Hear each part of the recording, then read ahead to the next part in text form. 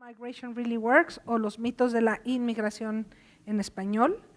22 falsos mantras sobre el tema que más nos divide. Y voy a empezar la introducción a esta sesión en español y después cambiaré al inglés.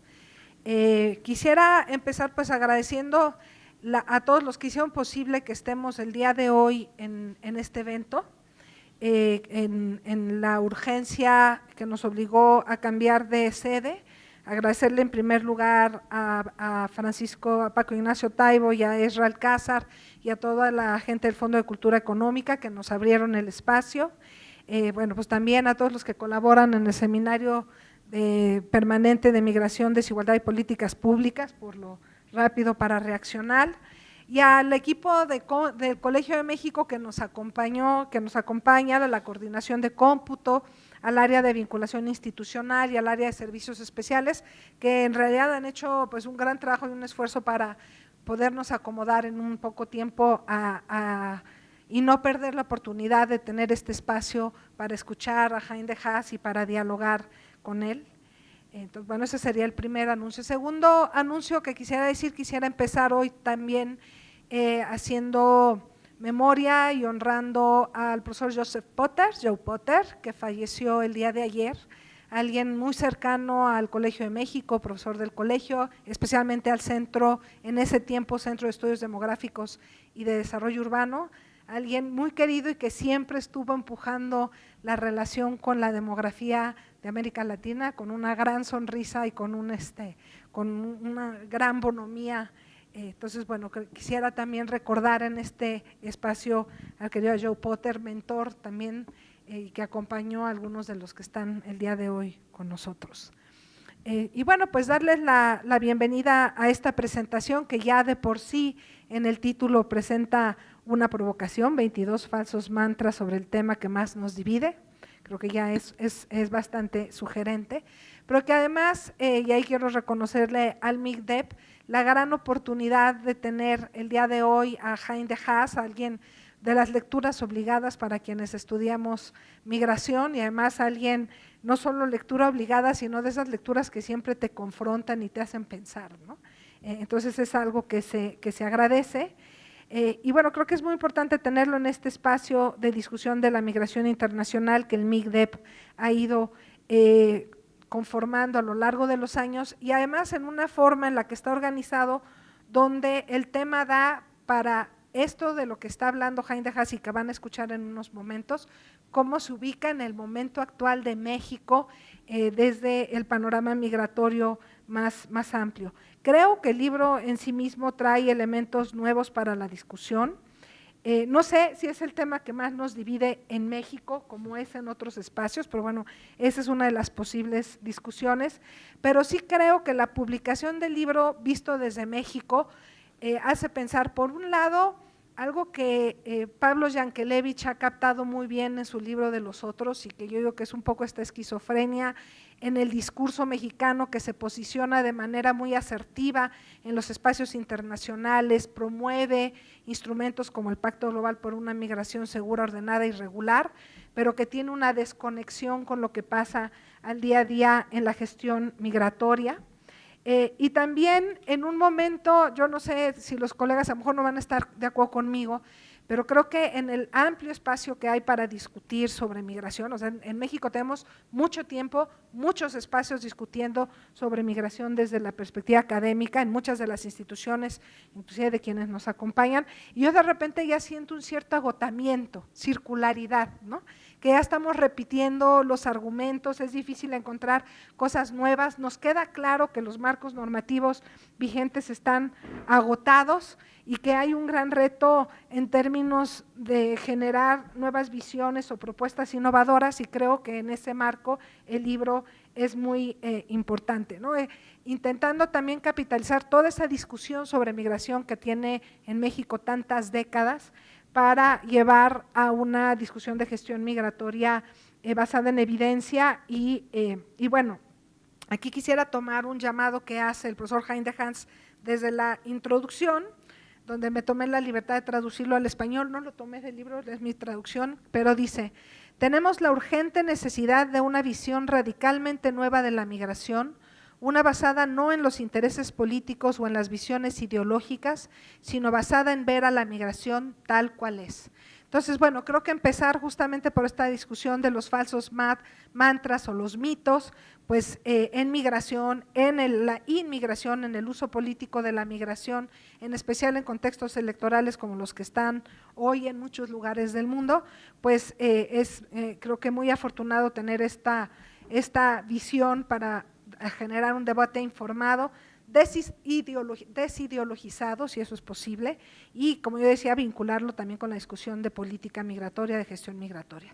Entonces, bueno, como verán, creo, cuando yo vi desde el libro y la organización propuesta por Claudia Masferrer, pues en realidad yo tengo mucha expectativa por el diálogo que está por empezar, y antes de empezar voy a hacer una presentación de quienes me acompañan en el panel y explicaré la dinámica. El profesor Hein de Haas es profesor de Sociología en la Universidad de Ámsterdam, además de ser miembro fundador y codirector del International Migration Institute de la Universidad de Oxford. Su investigación se enfoca en las tendencias de largo plazo, las causas y los impactos de la migración en las sociedades de origen y de destino, y ha propuesto una visión de la migración como un elemento intrínseco al cambio global y desarrollo. Es coautor del libro The Age of Migration, International Population Movements in the Modern World, y su libro más reciente es How Migration Really Works, A Factful Guide to the Most Divisive Issue in Politics, publicado en varios idiomas. Aquí les platico la primicia, mañana será liberado en español, entonces bueno, ustedes lo están viendo aquí y además al final se van a rifar dos, ¿no? Ya me adelanté, lo cual también le agradecemos al profesor Haas porque es muy generoso de su parte. Luicy Pedroza es profesora del Centro de Estudios Internacionales del Colegio de México, también es investigadora asociada en el Instituto de Estudios Latinoamericanos del German Institute of Global and Area Studies. Adicionalmente es parte del equipo coordinador del Standing Committee Migration, Citizenship and Political Participation de la Red Académica sobre Migración y MISCOE. Su trabajo es interdisciplinario y está en la intersección entre los estudios comparativos en migración y políticas de ciudadanía. Durante la última década, su investigación se ha enfocado en los dilemas que las democracias enfrentan en la integración política de las poblaciones migrantes, tanto emigrantes como inmigrantes. La doctora Pedroza ha liderado proyectos de investigación, el Every Immigrant is an Emigrant, How Migration Policies Regulate Pathways to Integration, el cual compara políticas migratorias en una muestra de 32 países en Asia, Europa, América Latina y el Caribe, con el objetivo de entender el acceso de los migrantes a los derechos a la movilidad, a la residencia, a las políticas de integración, la ciudadanía y la nacionalidad. Claudia Masferrer es profesora del Centro de Estudios Demográficos, Urbanos y Ambientales, coordinadora del Seminario sobre Migración, Desigualdad y Políticas Públicas en el Colegio de México y también miembro del Grupo Académico sobre Dinámica Demográfica de la misma institución. La doctora Masferrer tiene un doctorado en Sociología por la Universidad de McGill y una maestría en Estadística por la Universidad de Texas en Austin. Su investigación se centra en la migración interna e internacional, la reintegración de retornados, la integración de inmigrantes, dinámica demográfica, desigualdad y cómo las políticas median todos estos procesos. Ha estudiado la migración de retorno a México y sus implicaciones por más de una década. Actualmente es coordinator of the Americas for the Large Scale Comparative Study, Complex Migration Flows and Multiple Drivers in Comparative Perspectives, y desde 2023 es editora asociada del International Migration Review y miembro del Sistema Nacional de Investigadores Nivel 2. Entonces, con esta introducción, ahora sí voy a cambiar. I'm going to switch to English so that we can start the session. So the way that it's organized, we will have first an introduction by the author, by Hein de Haas, and afterwards we have a discussion organized in 3 different sections. One has to do with the myths of migration, immigration, the second one is immigration, threat or solution, and the third one is migration propaganda. And in each of these sectors, the panelists, each of them will have 5 minutes to talk about this specific issue, and afterwards we will leave space, more than 20 minutes, for a Q&A section.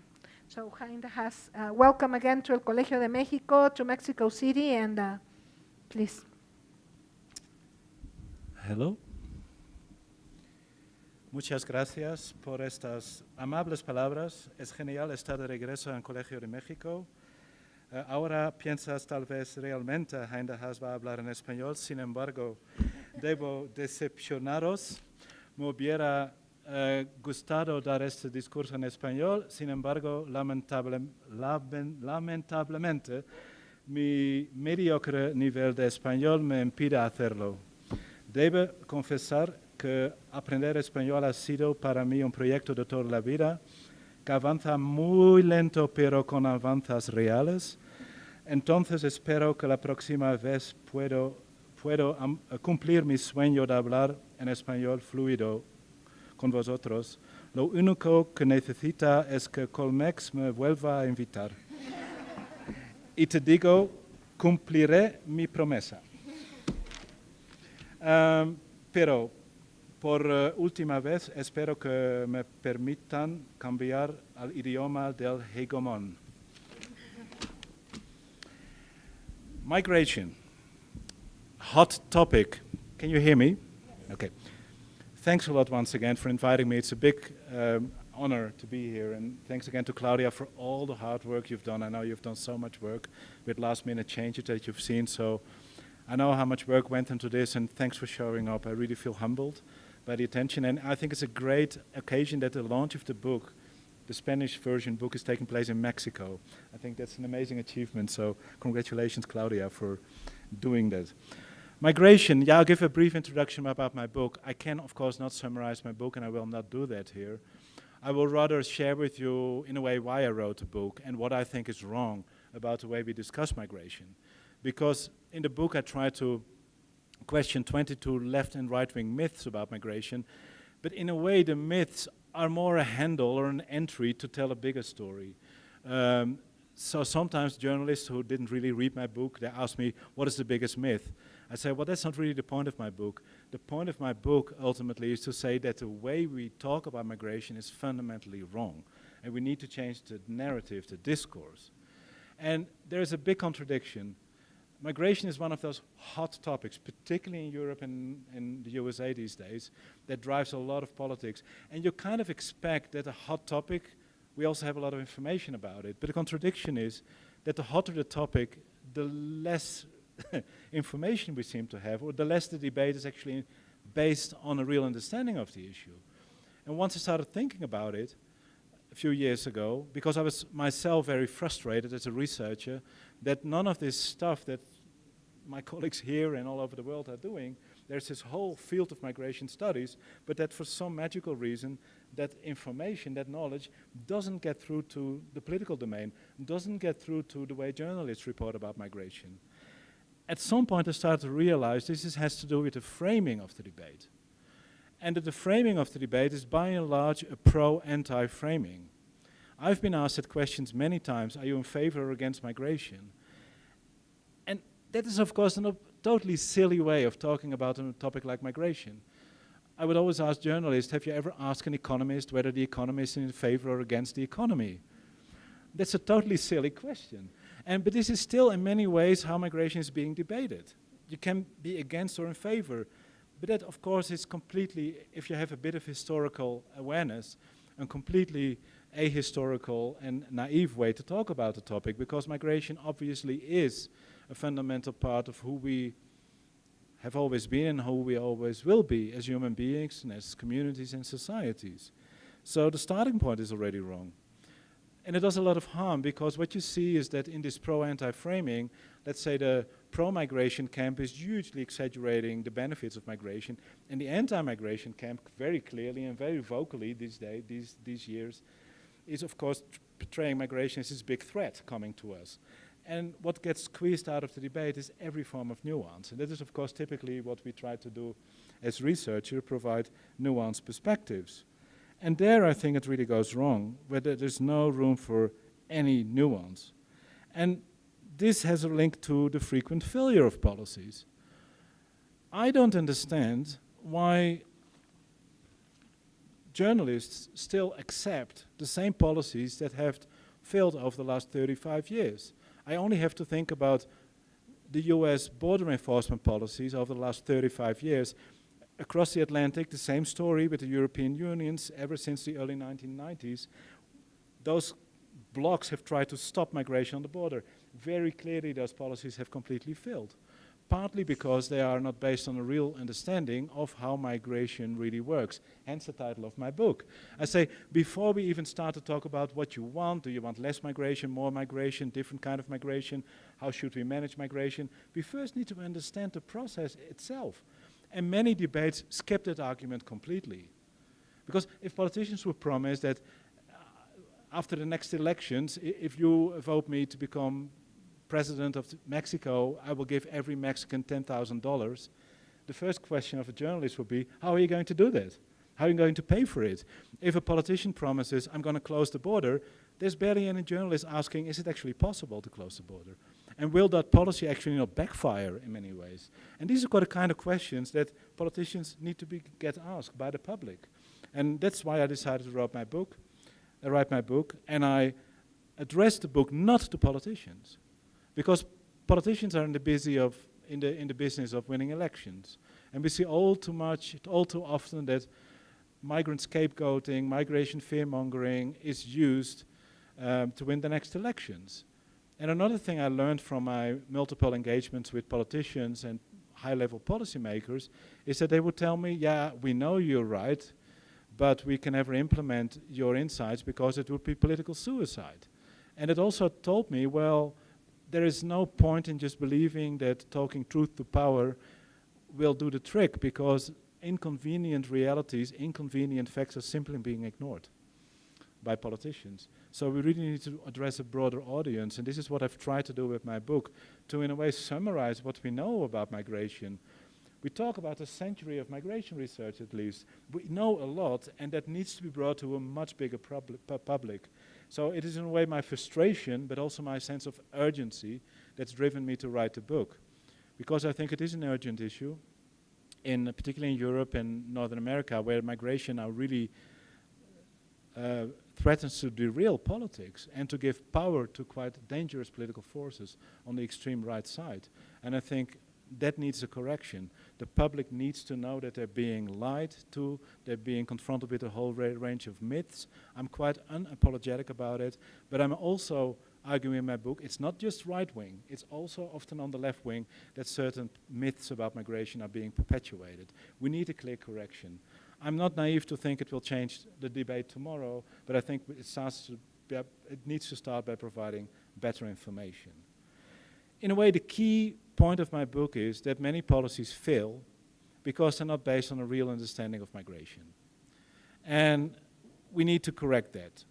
And that's why I run through 22 different myths of migration in my book to show how wrong commonsensical understandings of migration often are.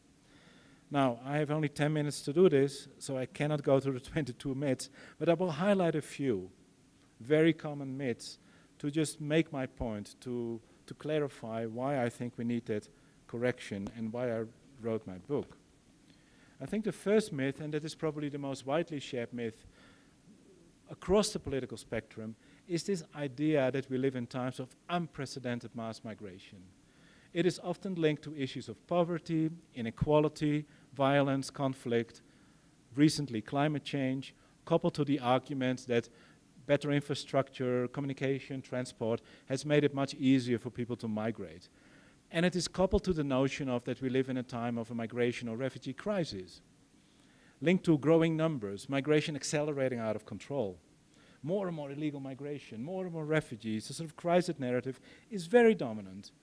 Now, different political sort of actors have different responses. On the far right, it is an argument to even build more walls and to make it even more difficult to migrate.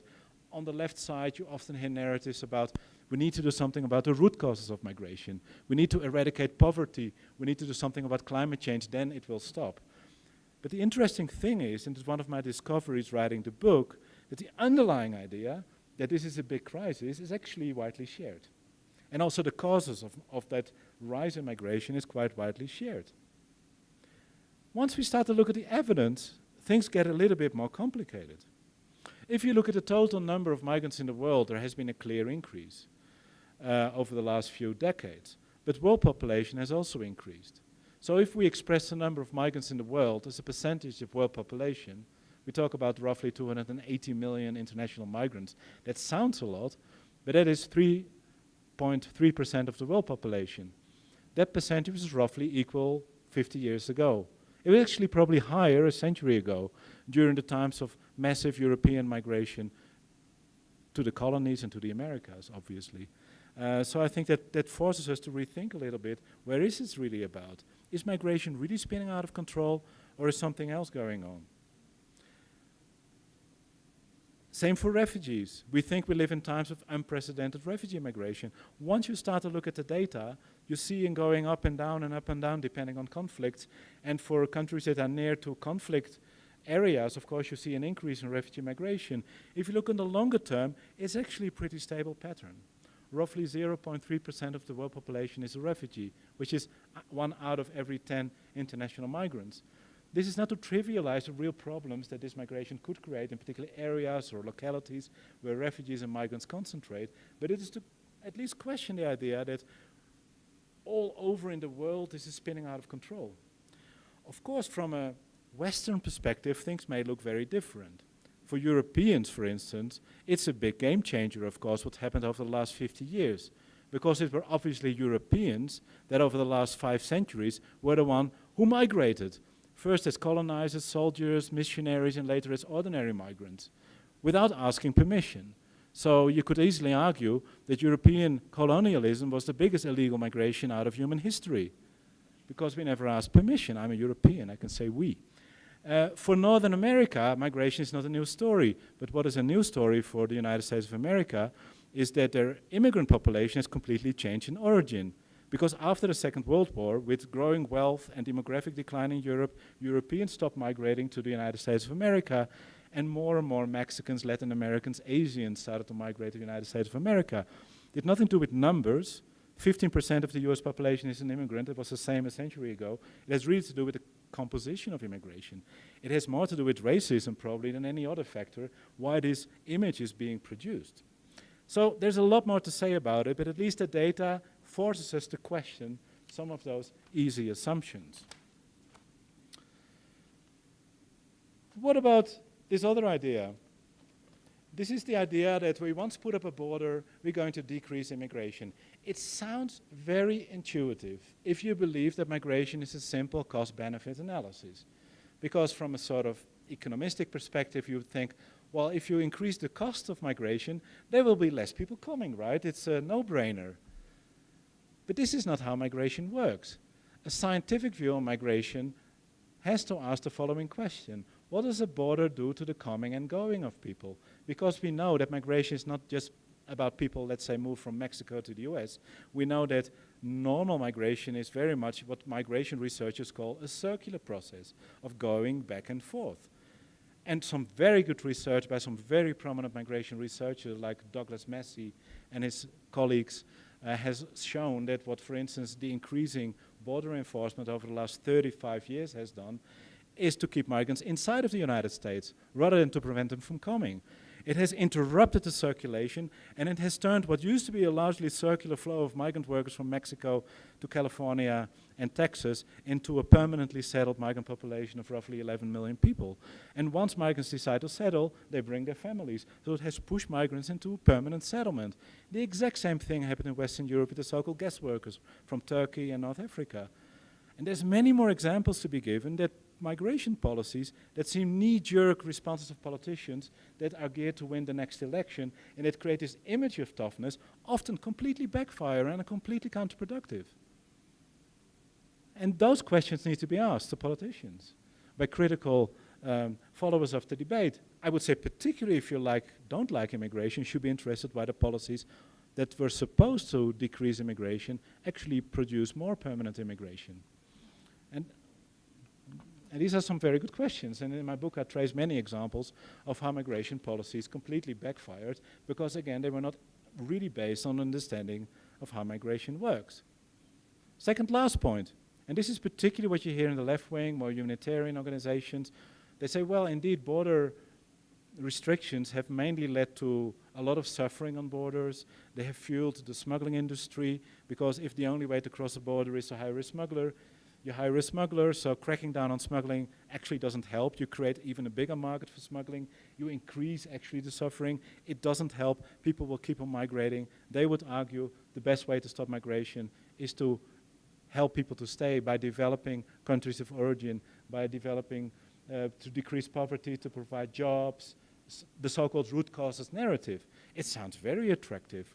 The Biden administration has argued this in relation to Central America, European governments, the same with Africa, but the evidence actually challenges that assumption as well, because there is more and more research showing that if poor countries become richer, migration goes up. And the reason is not so difficult to understand, that migration is actually quite expensive. And if people get access to more resources, more people are able to migrate. Migration is rather an investment in a better future. That is quite costly, that people have to mobilize resources for, than this desperate flight from misery, because the poorest of the poorest cannot make it that far in the first place and may actually get stuck where they are.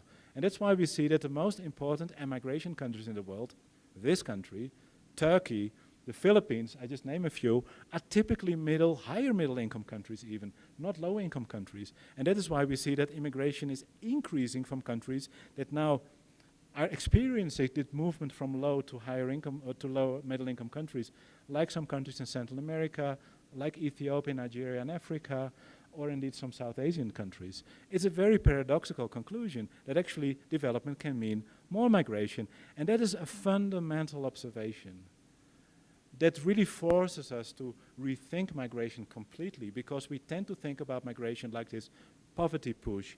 It is much more complicated story than that. I have so much more to say about this, but I have to move on to my last point.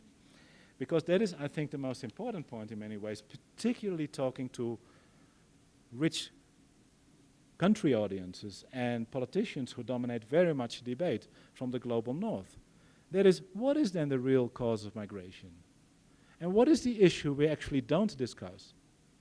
And that is linked to another migration myth that you can hear a lot in the US and in Europe, is that migrants take away jobs. That migrants threaten wages, social security, and all sorts of other things. You can even hear that in more moderate anti-migration immigrants, and not even going to the narrative that migrants bring crime and all of that sort of thing, but this is idea that migrants deteriorate the situation of native workers in America or in Europe. Now we have to turn this whole myth completely upside down. Many studies based on the best data have shown that labor demand and vacancies and recruitment have been the main drivers of migration. This is how migration from Mexico started in the first place with the Bracero program.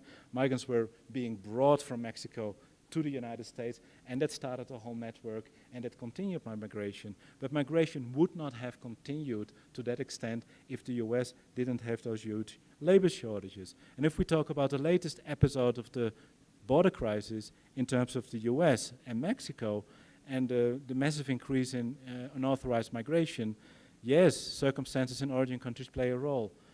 But the fact that the US has an all-time high in labor vacancies that are not being filled in lower skilled jobs, and has a 50-year low point in unemployment, definitely play a big role in continuing with that migration across the border, because everybody going to the US knows there's jobs out there and that you can get those jobs. In a way, that touches upon a very fundamental, uncomfortable reality for all rich countries in the world, that you cannot have, on the one hand, an open, thriving market economy with deregularized labor markets, and on the other hand, you don't want immigration, or you want much lower immigration. And if you don't create legal channels, people will come illegally, and this is what history has shown, both in Europe, both in Northern America, and the rest of the world. So, in a way, governments cannot have their cake and eat it too. And I've been asking some of your colleagues what a Spanish equivalent of that expression is. No puedes cantar y comer pinole. And that is, of course, is that correct? That is, of course, what politicians in the North don't want to talk about. Because giving a brief summary of the debate in the United States or in Europe, on the right, migration is represented as this big threat coming towards us. On the left, they represent as all about refugees, the big big, and there are refugees, but what they're actually not talking about is the elephant in the room, is that labor demand and labor shortages and the fact that northern governments tolerate people being exploited, doing all sorts of unattractive jobs, is the main reason why people keep on migrating. Because despite the difficult circumstances of being undocumented and doing those jobs, it's still a much better option than to stay at home. And this is a huge political hypocrisy that needs to be exposed to the public. And the best statistic, and I call this the biggest smoking gun piece of evidence, that despite all the narratives about combating illegal migration, cracking down on smuggling, there is no real willingness in the global north to do something about it, is a very simple statistic. I was shocked when I found out that in the United States, where there is, I think, around 6 million employers, the number of employers that get prosecuted for employing undocumented migrants is between 15 and 20 without any zeros added, which is roughly equal to the chance to be hit by lightning. And that, to me, shows what's really going on. In short term, to cut a long story short, the public is being deceived about immigration. I don't know where to go from here, but I think the only way we can seriously discuss migration is to expose those fundamental truths, have a real debate about immigration, both in origin and destination countries, because in destination country, this fundamental role of labor demand and the toleration of labor exploitation is not being addressed. But what I've also been quite shocked with is that quite some countries in the so-called global south also adhere to those simplistic narratives about the root causes of migration. So I think it's a widely shared concern that we need to have a real debate about immigration, that no longer a priori sees migration as a problem to be solved or a solution to problem, but it really goes to the heart of the matter. And this is why I wrote my book, and well, I hope you find it useful if you read it. And I just hope it will help us a little bit to move the debate forward. Muchas gracias.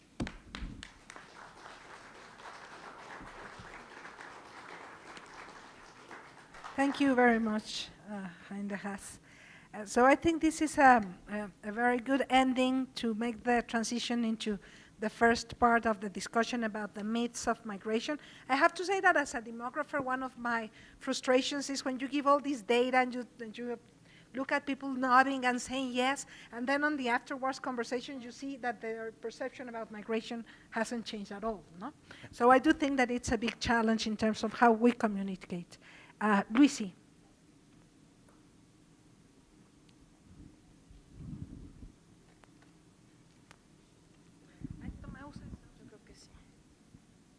Okay. Thank you very much, Silvia, for the introduction, and Claudia for the invitation. It's an honor to sit in this panel and especially to comment on this monumental book, which describes migration with nuance for a wider public. The book presents facts, managing to stay away from jargon, and it's packed with illustrations from all over the world. I especially admire how Hein elegantly weaves theories of migration into a narrative. Some appear as part of explanations, others as laying the background to some of the myths, actually. But in any case, they do not appear in the usual boring way in which academics tend to pack theory, which is with a big, heavy block in the beginning, which crushes the enthusiasm of readers. You quite masterfully bring out researchers, old and young. There is Mabogunye, there is Stephen Castles, just as contemporary new scholars. So it's actually also a long sweeping history of migration theories, but the readers will almost not notice this. And if they do, it's all in the endnotes, very professionally. In my comments, I want to highlight some issues of politics and policy especially, and also some perspectives from Mexico. So let's begin this first section that discusses the first part of the book on the myths. I'll make 2 points about a multi-level perspective with a focus on the international and the local level. So not typical for political scientists, I will actually try to escape the nation-state level.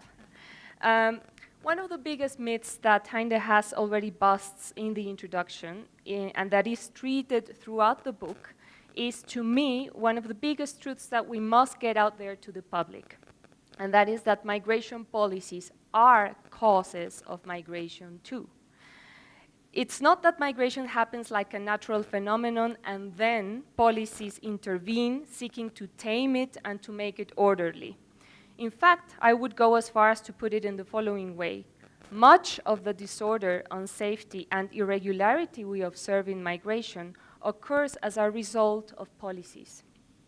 Here, you start in the introduction, you start to lay the ground for what is going to become a more complicated argument, complex argument as chapters unfold until you present the idea of the trilemma, which comes towards the end. But regarding the myths that you already spoke about, I find very striking how you relativize the argument about a supposed record high of international migration, not only by looking at the numbers that he just mentioned, but also looking at history, to the past, when Europeans moved a lot as a combined effect of colonial projects, famine, within empires, through indentured labor, and because of slavery. This comparative and historically informed view of data shows how biased our contemporary views are on what we consider to be migration nowadays, and why we call it so often a crisis. Claudia and I have been trying to counter this sort of narrative in Mexico in the last 3 years since we presented a study called The Intersection of Migration Policy and Foreign Policy in Mexico, to which actually 6 other colleagues from El Colegio de México also contributed. We looked at current numbers and their continuation under different scenarios, and we were very keen and eager to say that we were not facing a crisis of migration, but of policy responses to migration.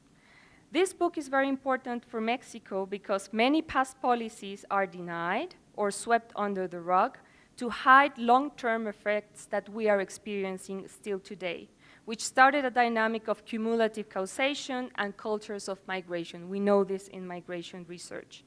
Mexico is mentioned many, many times in this book. Jaime knows Mexico very well. But there is a particular place in the book where it's not mentioned, but which I think describes the crossroads or juncture that we find ourselves at in this very moment.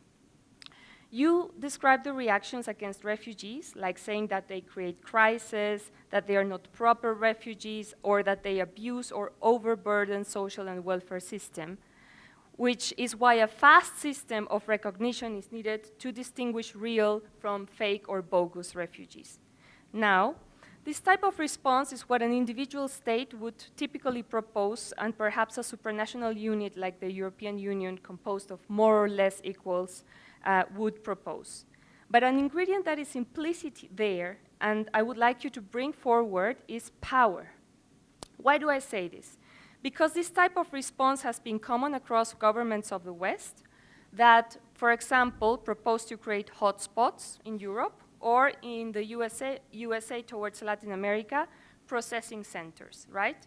But as you rightly point out in the book, there are other possible and much more pernicious reactions, such as altogether pushing refugees and migrants back to transit countries or sending them to third countries that are ready to accept them. A further solution or response is to find regional solutions, which to me, I'm sorry, it's power speak, for we will try to find how to bilaterally put pressure on each individual country so that you all together stop migrants from reaching our soil. Yeah.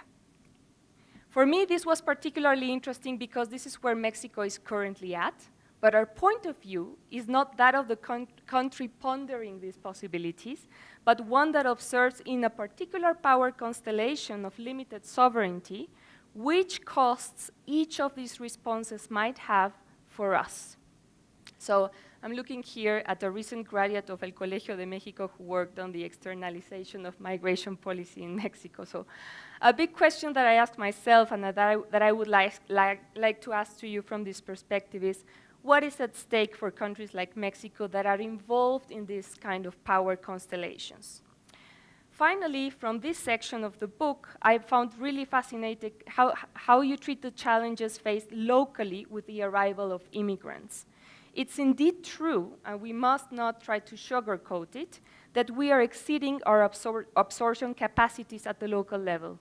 If you ask people in Tapachula or near the crossing points in the northern border, where the situation has already been really bad enough for Mexicans, people will tell you that migrants are overwhelming their communities and putting enormous pressure on local resources. But this is a result of those communities being left alone to respond however they can and wish. Due to the already scarce and diminishing attention for integral migration policy as a whole in the country in the last years, the lion's share of humanitarian response and integration falls on CSOs, shelters run by churches, INGOs, and IOs. So the nuance that you bring into the picture with this first section of the book, when recognizing that there is a stress in local communities, is very important in countries like Mexico. Not so that this becomes a case for rejection, but a case for observing this as an issue of multi-level governance. I'll close my first comment there. Sorry that I'm going to be a little strict on time so that we can cover the 3 sections. Claudia. Okay. Thank you.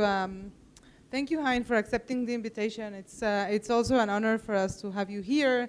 And it's an honor also to present the Spanish version of the book. Hopefully we'll have it in Mexican Spanish soon, not only Spanish from Spain, no. I'm going to take this opportunity to actually highlight some of the myths that you already mentioned and suggest new myths for your following edition.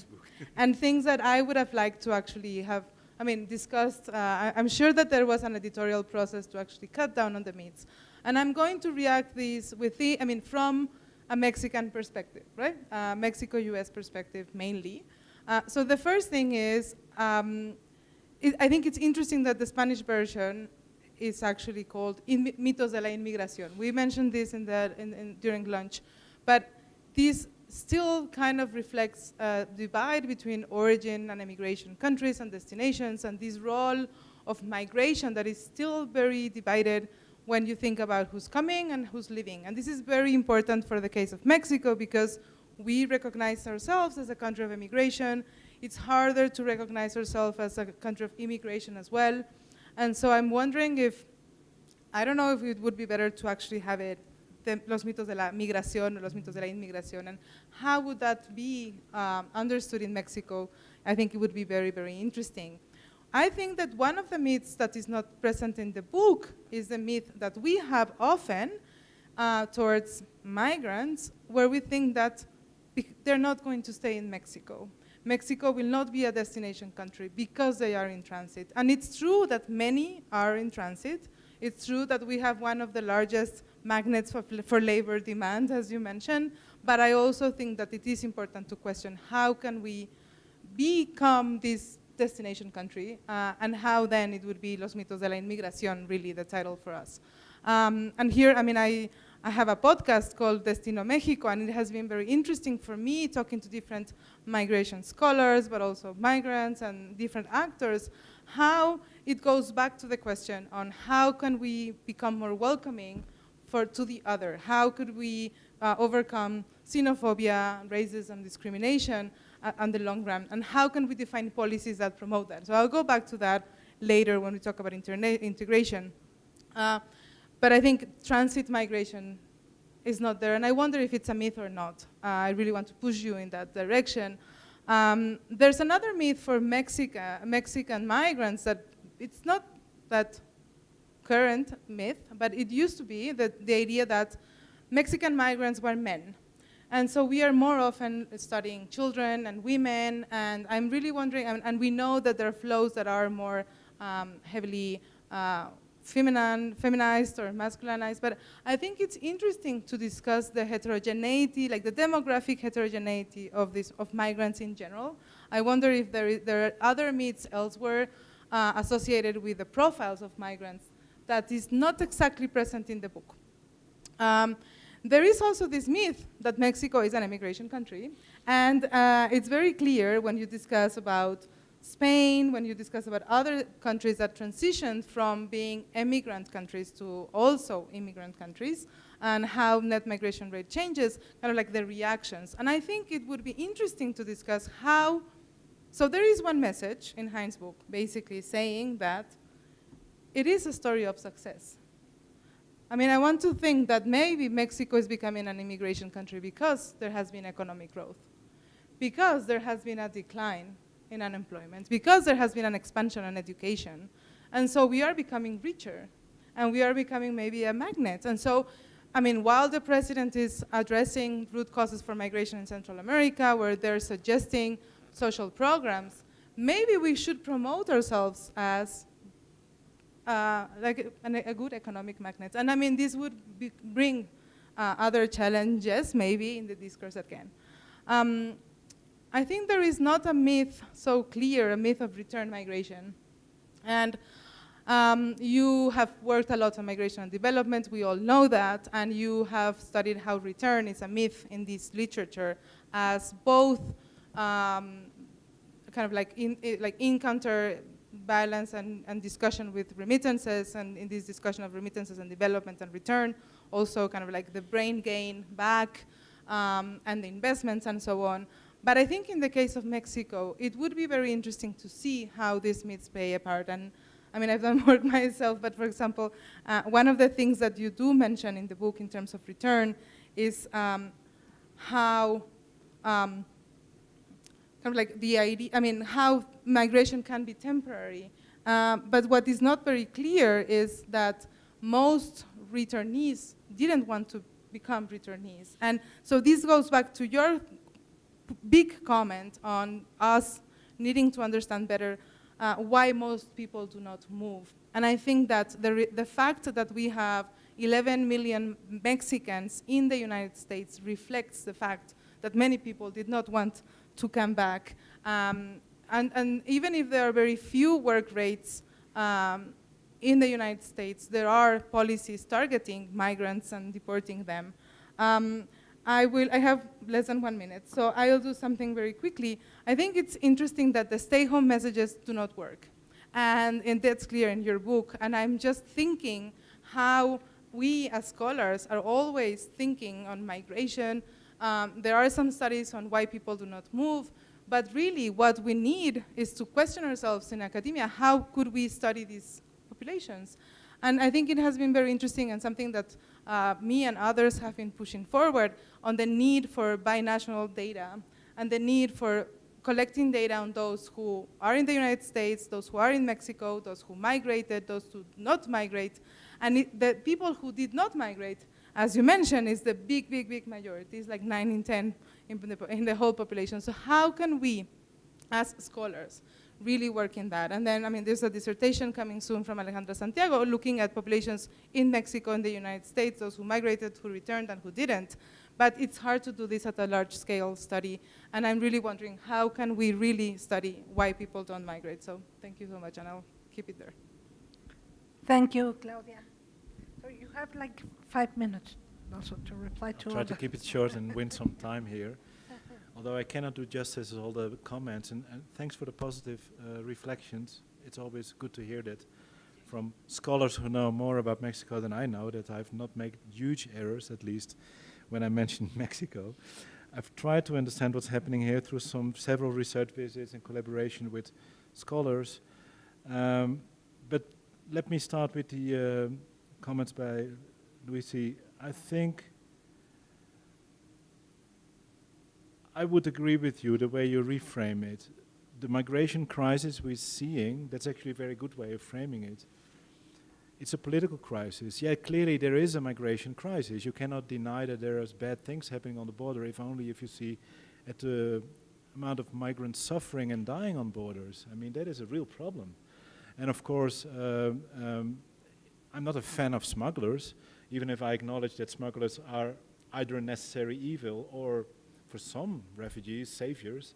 It is something that only exists by the virtue of those borders being closed.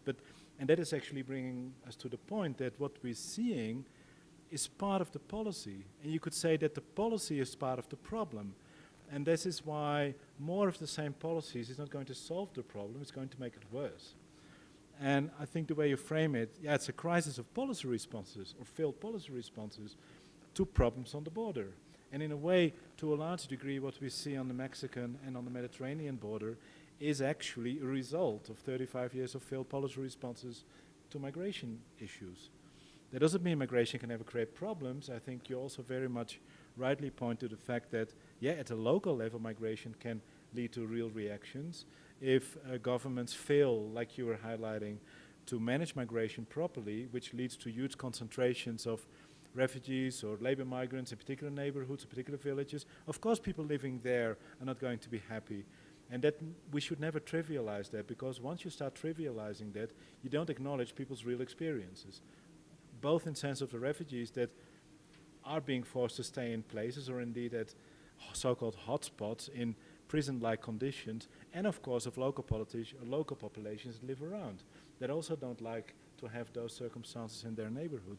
It's typically not the politicians who invent those policies who face those day-to-day consequences. That is also true if you look in Europe, if you look in North America, about where most migrants, exploited migrants live, in particular neighborhoods. And of course, locals that have already been living there, including ex-migrants, may have good reasons to say, what's in it for me? So I think these are valid points and valid things to take on board when we look at migration. I think the point you raise about the limited sovereignty, if I summarize it correctly, of states like Mexico, I think that's a very valid point that I haven't been able to address sufficiently in the book, partly because, this is how I'm going to myself back out of it, partly because my book is not primarily a book about what new policies we need to create, but I think that's a valid point, particularly when you talk, for instance, about regional solutions. There is this statistic in my book that the irony of the narrative about regional solutions is that is already the practice. 80 to 85% of refugees lives in non-Western states, in neighboring countries of refugee-producing countries, with the main exception right now of the Ukraine, because it borders Western Europe, but otherwise it's primarily actually relatively poor countries that receive most migrants in the world. And it's the irony of the argument about regional solutions.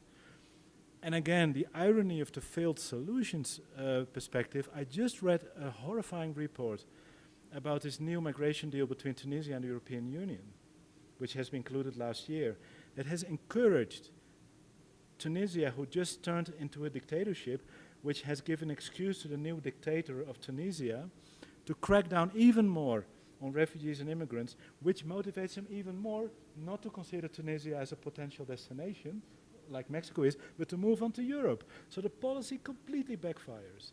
But it also, I think, leads to, it evokes a certain vision from the global north of countries in the so-called global south, of countries we can do deals with, that actually can support or encourage authoritarian tendencies in many of those states.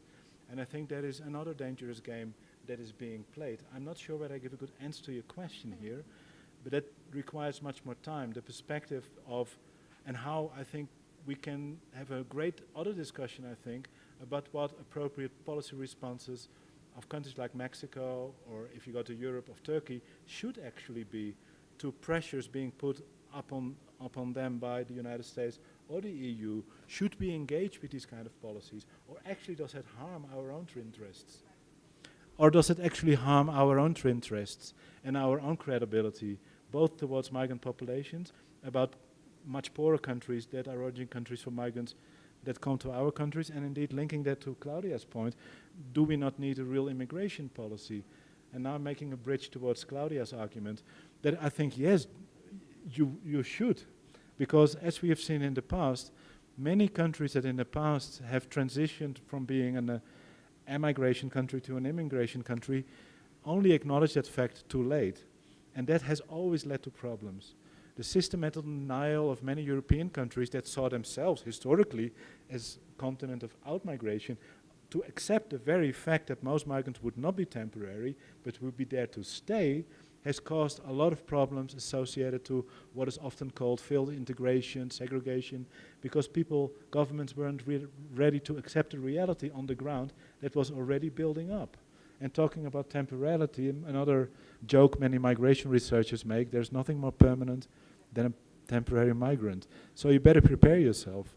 Both return and stay is normal. Yeah. And if you have substantial immigration, whether these people initially wanted to come to Mexico or not, I'm betting on the fact that many of them will stay in Mexico and that Mexico will become more and more an immigration country as well. And you better prepare yourself for that future. And that also can lead to a very different policy, where you no longer play the game that the United States wants to play with countries like Mexico, which is for short-term political gain. I can see the interests of states doing that, but in the longer term, it's not creating any progress. And here I think an analogy to the so-called war on drugs is justified. We know how much damage that has done, and we have now a war on immigration. I don't think it is creating any benefits for a society in the longer term like Mexico. I'm not a Mexican national, but if you ask me the question, this is how I'm going to reply to it. I'm sure I didn't address all the points. Yeah, thanks for all the new myths. And I definitely think I should also admit that I primarily wrote a book for Western audiences. But what I try to do is make Western audiences more aware of the fact that if you only look at migration from the perspective of the global north, you're not going to understand it. So I have tried my best to bring more of the perspectives of origin countries into the debate. But another book could be written, and thanks for the tip. Perhaps we can do it together, to write a similar book with perhaps different myths, more from the perspective of countries like Mexico, where a lot of changes are going to happen, I think inevitably. That's a good invitation for follow-up seminars. And, yes, and a return towards a to publication. Colmex. Yeah, sure. So let's move to the second section, immigration, threat or solution? No, we'll start with We're going to change the order. Yeah. No, I have to say, I mean, I really love the book, but I didn't want to start saying that I really love the book. I think, so I have to, no, in the other section I started talking about my myths, or the things that I think would be interesting from the Mexican perspective, but now in this section on threat or solution, I have to start saying that it was, like, honestly, it made me think a lot on how we write about migration in academia itself. Because often, as Luicy said, like in the report that we prepared with other colleagues from Colmex, we were posing scenarios of what would happen if nothing changed, what would happen if some change was done in a kind of like positive direction, and then something if things got worse. And so in a way, we were trying to say that migration was, we didn't have to conceive migration as a problem, but as a venue for opportunities. And in a way, it meant to think about this dilemma of threat or solution, right? And I think, critically, I have to say, honestly, it made me think a lot of how we actually write our results.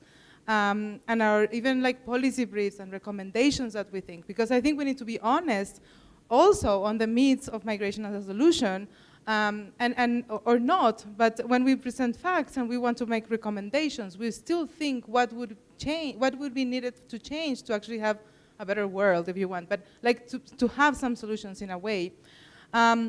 I have to say that the book starts with the image of the caravans through Mexico, which is actually, it was written for another audience, but it is a basic reference from Mexico. And I think something that has been very, very clear is how in the media, migrants are portrayed within this idea of invasion, and it is very clear in the book how maps are presented sometimes with arrows, kind of like, and just like portraying these large flows, how negative it could be. And I think that, so what's interesting when we think about immigration as a threat or a solution is that, okay, is very clear in that migrants don't steal jobs, they don't drive wages down, they don't undermine the welfare state, there is not necessarily mass segregation, crime rates are not, do not increase when migrants arrive, immigration does not lead to a brain drain, it also doesn't bring all the solutions. Something that's interesting from the perspective as demographers is that he actually questions the idea that we need immigrants to fix the problems of aging societies, which also made me think a lot on how with Victor and other colleagues are trying to think of migration policies and population policies in this sense. But I think that one of the key myths that for me, Claudia, was honestly kind of like hard to take on was how the idea that many think that integration has failed. And I think that from the Mexican perspective, I don't know it has failed, but I also don't know that it has succeeded. We still don't have a large second generation to study. And I know that there are students studying the second generation, but if, and I quote Hein, if the best integration policy is to make sure that migrants can get jobs or start a business, then we are not in a good place. If the worst policy is to create legal limbos, administrative backlogs, risks creating structurally disadvantaged underclass, or population living in protracted limbo, then we are there, right? I think that the problem is that even if we are not discussing irregularity, and I mean, I have to say Joana Navarrete is always starting to discuss irregularity, I think that we need to be very, very clear that if Mexico creates an irregular migrant population, then we will be in this worst case scenario of policy, and then integration will be really, really challenged. And I think that it's clear that, I mean, Hein at some point says, okay, the problem is that, I mean, if you ask someone, where are you really from, then this means that you have not integrated. And when I was living in Canada, this was the general complaint of the Asian population, of some Black Canadians who were born in Canada, who were the second generation, third generation, and were still always asked in Montreal, where are you really from? And I think that in Mexico, we are maybe too soon to tell this, but I wonder what will happen with the children of Haitians, for example, or the children of Cubans that are arriving now. And then again, I think that the question for Mexico would be, how can we really integrate these populations?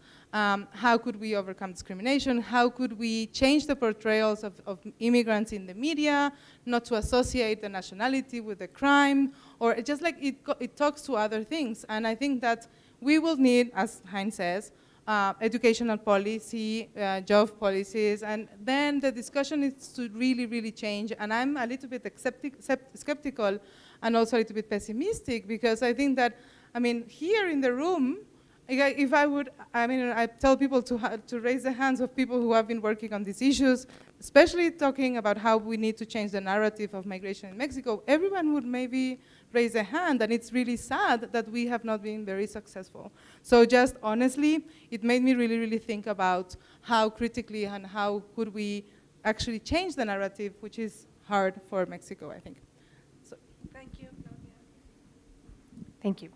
So first, a little comment to Hein's acceptance that maybe immigration isn't so prominent in the book.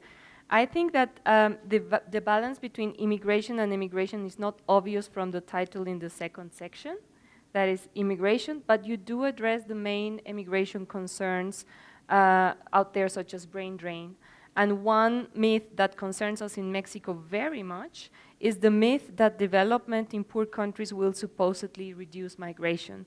I mean, that has been the mantra by which the current government goes. Despite important policy and administration changes, they have stayed put on this narrative. This has prevailed in the last almost 6 years. So the book does talk to countries that find themselves in more complex scenarios, and not only immigrant receiving countries. But let me address now this part 2, immigration threat and solution. And I want to propose a challenge to Hein, and also share with you what for me was the big lesson of this second section. In this section, you treat a very important topic for me, which is how the inability of providing pathways to legal status and citizenship poses a really big risk for societies that seem content with growing, economically growing, on the shoulders of a structurally disadvantaged underclass of migrants with no rights or significantly less rights than the citizen and resident population. So here's my challenge. You don't mention specifically political rights, but this is a phenomenon that is expanding across countries, and a very big conundrum here is that of what is the proper way of integrating migrants, and at which point can they be entrusted with exercising citizenship.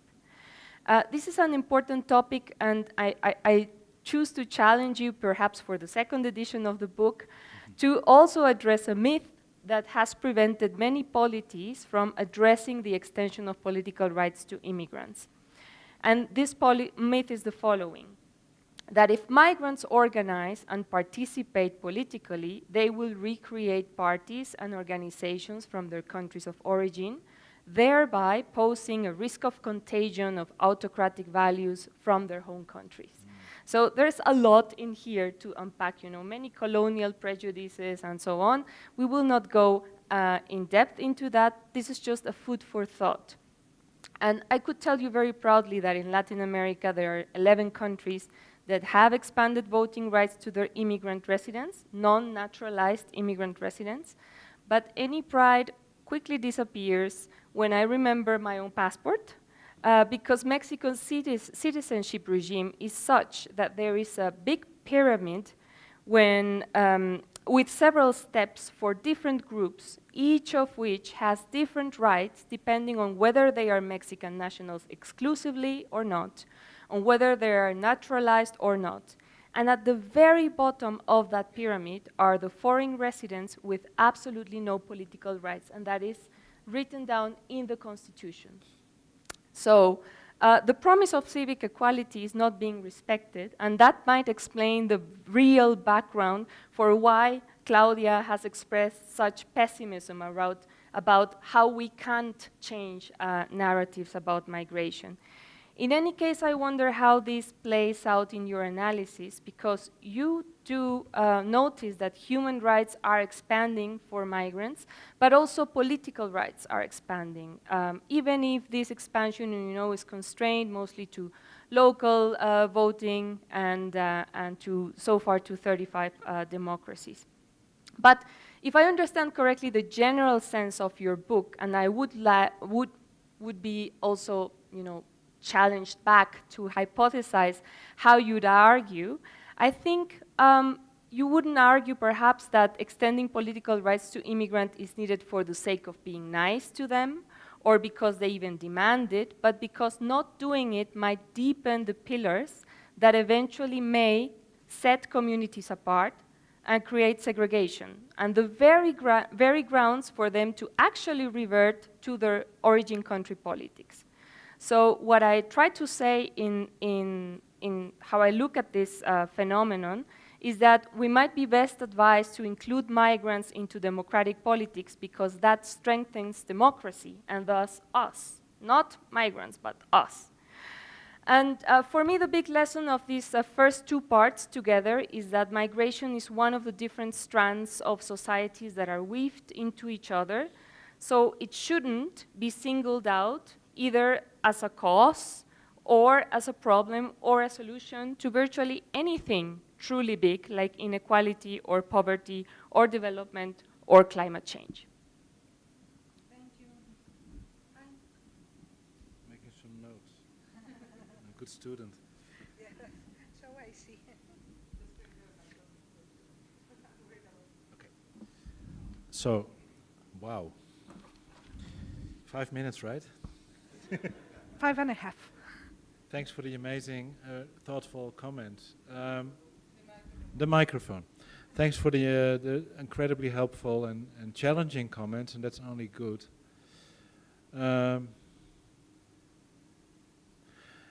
Has integration failed? I'll start with Claudia. The legal limbos. I think the comments are somehow, again, on a continuum, could be related. Yeah, it's too early, I think, to call for a country like Mexico, but I think if you say, well, creating legal limbos risks creating a new underclass.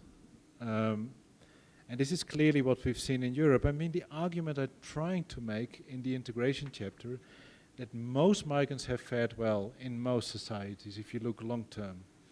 And that is particularly true for those migrants who already came in with some resources, could access reasonably good jobs, better educated migrants, and even a fair share of lower skilled migrants have found their way. But that shouldn't trivialize the real problems that have been encountered by groups of migrants that didn't have this positive experience. And here I found the concept of Alejandro Portes about downward assimilation really helpful, because in Europe the debate has very much been about Has migration, or also in the United States, has it failed or has it not failed? I think the nuance Alejandro Portes puts in the debate is very useful. He said the question is not whether migrants integrate or not. He said by the second or third generation, all of them are in a way, because they all speak the language, they all consider the city or the country they live in as their home, and they wouldn't imagine going back because they don't even know Haiti anymore, in applying this to the second generation. So return is not even conceivable because it's not a return. So they are part of society. The real question is, in what segment of societies do migrants integrate? And here there is a real risk. I mean, everybody knows the history of the banlieues in France, right? And the concentration of problems in the banlieues in France. And these are often kids of, and grandchildren of Algerians, Moroccans, Senegalese who were brought to France to work, but who never got rights, or it lasted way too long because countries clung on to their temporality indeed and didn't really consider them as real members of the new society. And that actually put the next generation into deep trouble. Now perhaps 3-4 generations down the line, somehow most of these groups find their way, but it creates huge, not only of course huge damage to the groups themselves, that includes refugees as well, because refugees, when you interview them, when you talk to them, often want nothing than just to work and contribute and to forget the horrifying experience and to become part of the new society.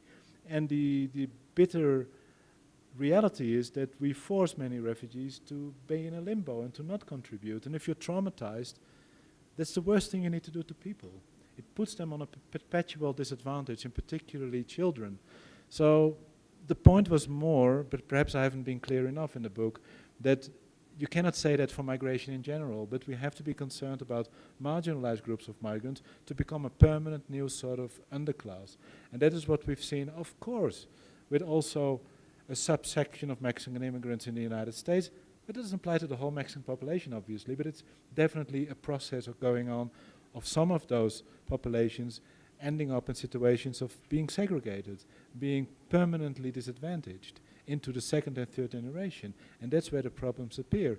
And then shifting to what you were saying, yes, I would totally agree with you. And that needs more attention. And in a next or another book, I would rather say, which in my view should be more focused on how could we deal more in a more sensible way with these things, and what countries have provided examples of dealing in a much more logical way with refugees, for instance, and other marginal migrant populations. What are the good sort of examples of how you could address these issues very much differently?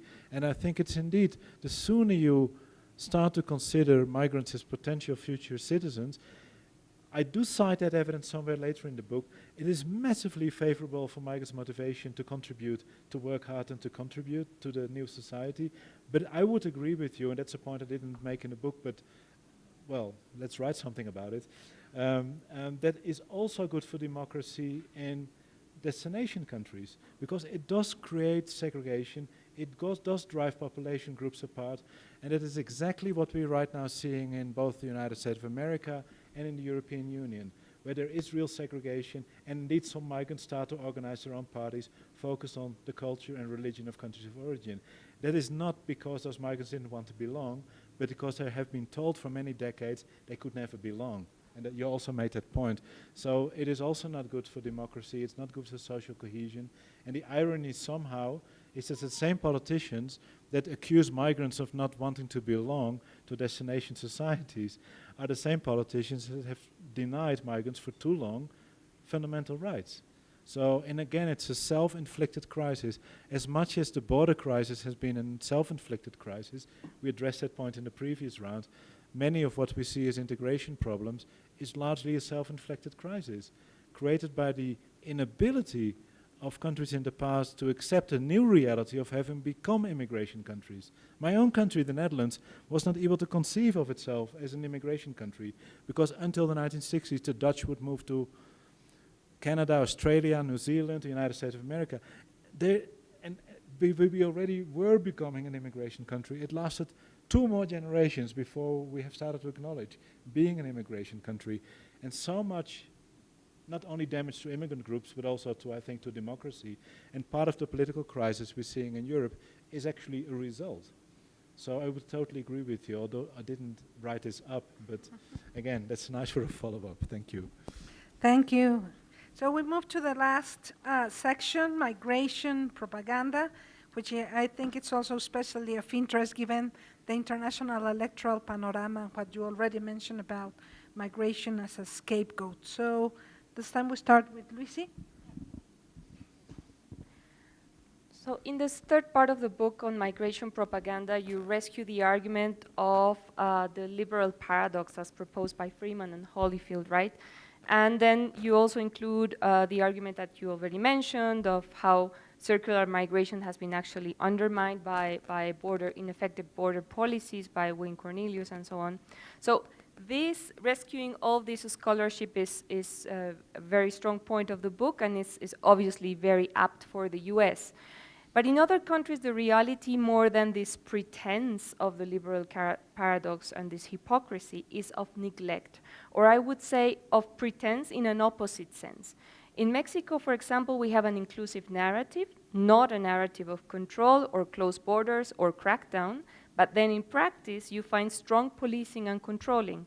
And the question that could be asked for all cases, all kinds of pretense, is the pretense worth it, and what's at stake in it? You finally round that up, that has been, slowly made more complex throughout the book with the idea of the trilemma. So that open and a globalized booming economy, liberalized immigration policies have to let people in to satisfy the needs of that economy and the labor market, but you cannot also satisfy the wish for less immigration. It's too much to ask. One has to go, you say.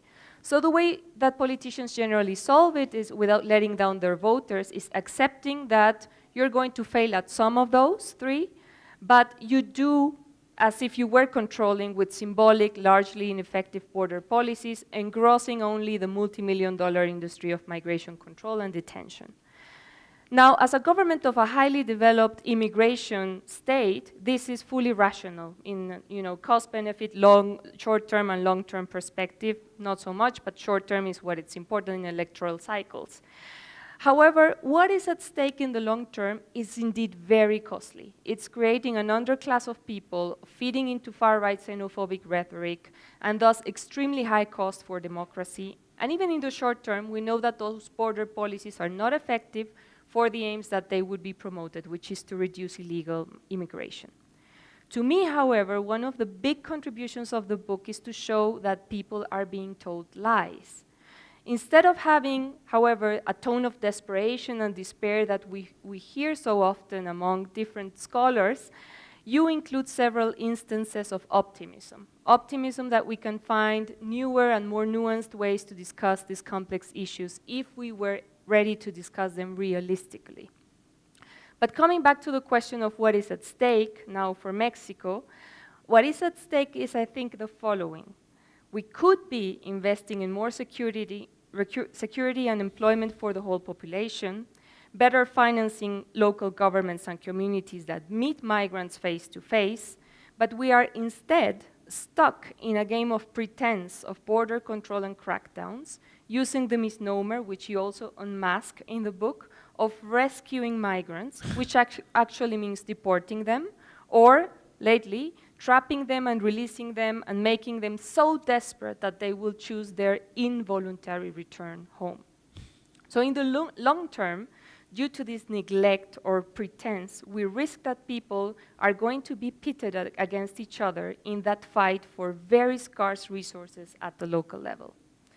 So in a story of optimism, I would also add another instance of hope, the incredible, not short of astonishing success that Germany, a country that also for many decades denied having become a country of immigration, experienced with the economic integration of refugees that arrived after 2015.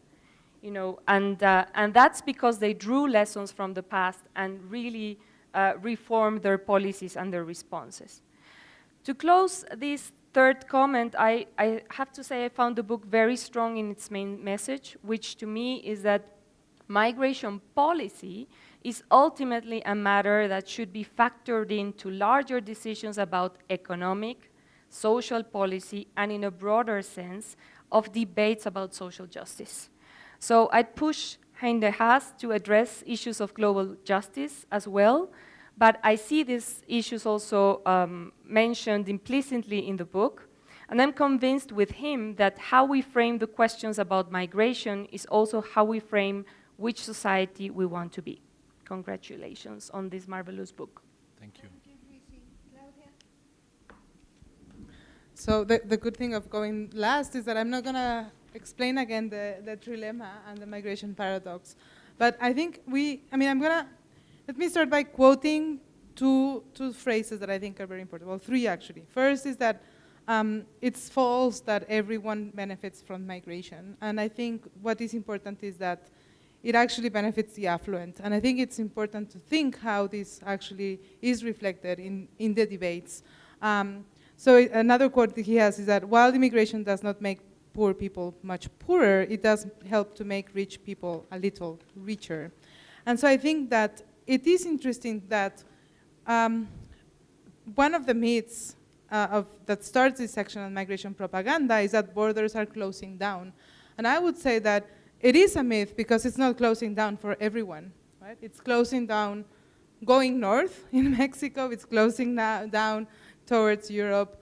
But if you think within Latin America, I think it's a great example of how borders are closing down in different directions as well. There's a big, and Luciana Gandin is here, there's a big migration going south.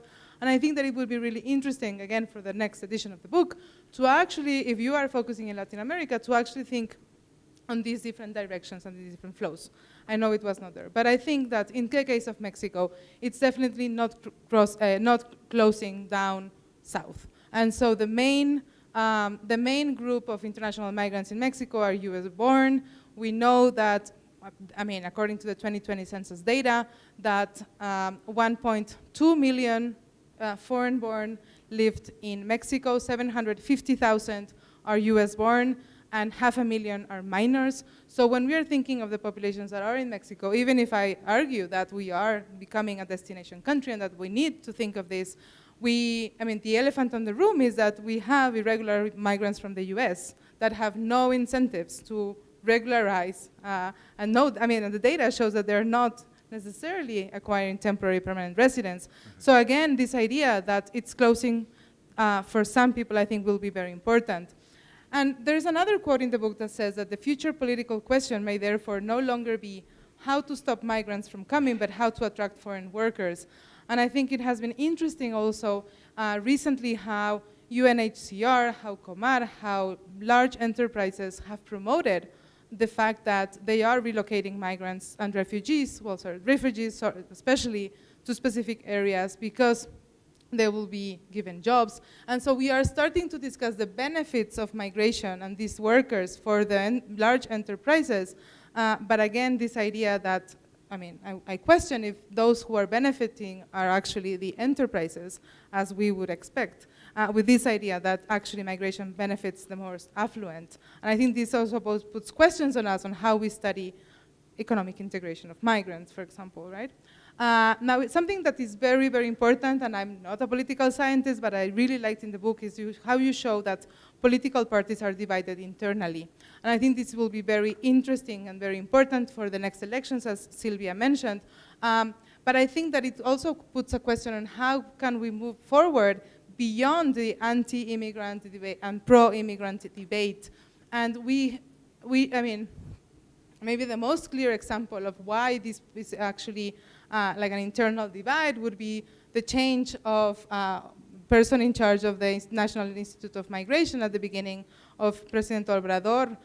We had, Tonatiuh Guillén, and then there was a change, and I think it reflects how the perspective of how migration is conceived in Mexico within the human rights perspective, and it's something that you mentioned when you discuss smuggling, but I think it was key in the Mexican government for understanding this change. I really like the idea that enforcement is really an appearance of control because conservatives are not tougher on immigration, and that's something that we discuss often in terms of how Republicans actually were much more open towards immigration in the United States compared to Democrats, and how Obama was the main the deporter in chief.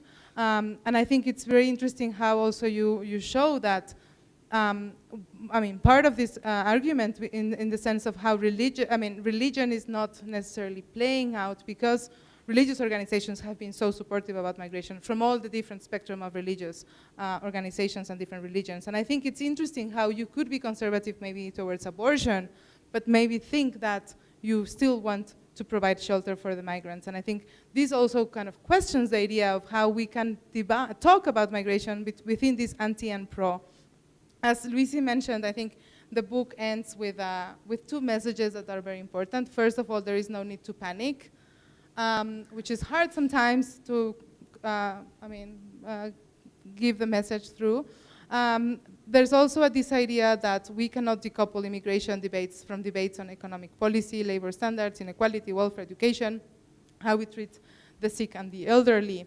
But I think that it really puts a kind of like questions as how we think about policies, and I was really happy that you finished that book, because in this seminar we are talking about migration and inequality, but policies. And I always mention the fact that it's not immigration policy only. It is policies in plural, and I think that needs to be kind of like highlighted often, so that people think that beyond the idea of immigration control or immigration enforcement or immigrant selection, but it's really much more broader policies. And I just want to end with one story that you mentioned in the book, because it's kind of close to what I do and to my research, and close to my heart, in the sense that I have a forthcoming book on returned migrants, and this idea of being trapped is very, very present in the book. And one of the things that you mentioned is the story of Ahmed, a taxi driver in Morocco who came back from Italy after having a permanent resident card. And I think that if there was options for Mexicans in the United States to get some legal options for coming back to Mexico, they would either come to visit, to work, or to just spend some time with family. And as long as this policy in the United States does not change, we will still have people trapped in the US, in Mexico, and this idea of immobility being so present for Mexico-US migration. So thank you again, and also, as Luicy said, congratulations for the book. Okay, your last My last before the Q&A section. My last chance. Thanks for those amazing comments. A lot of food for thought. My head is still spinning around. Yes, another book to be written. I wouldn't say a new edition, but a different book. Perhaps we should write it together.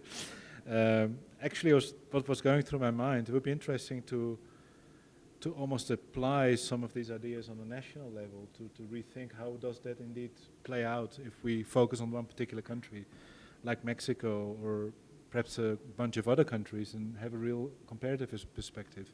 But anyway, apart from that, there was one comment you made, Lucy, in the previous round that I didn't address, that you kind of picked up, and I was happy you picked that up, that we should in a way not exaggerate the importance of migration.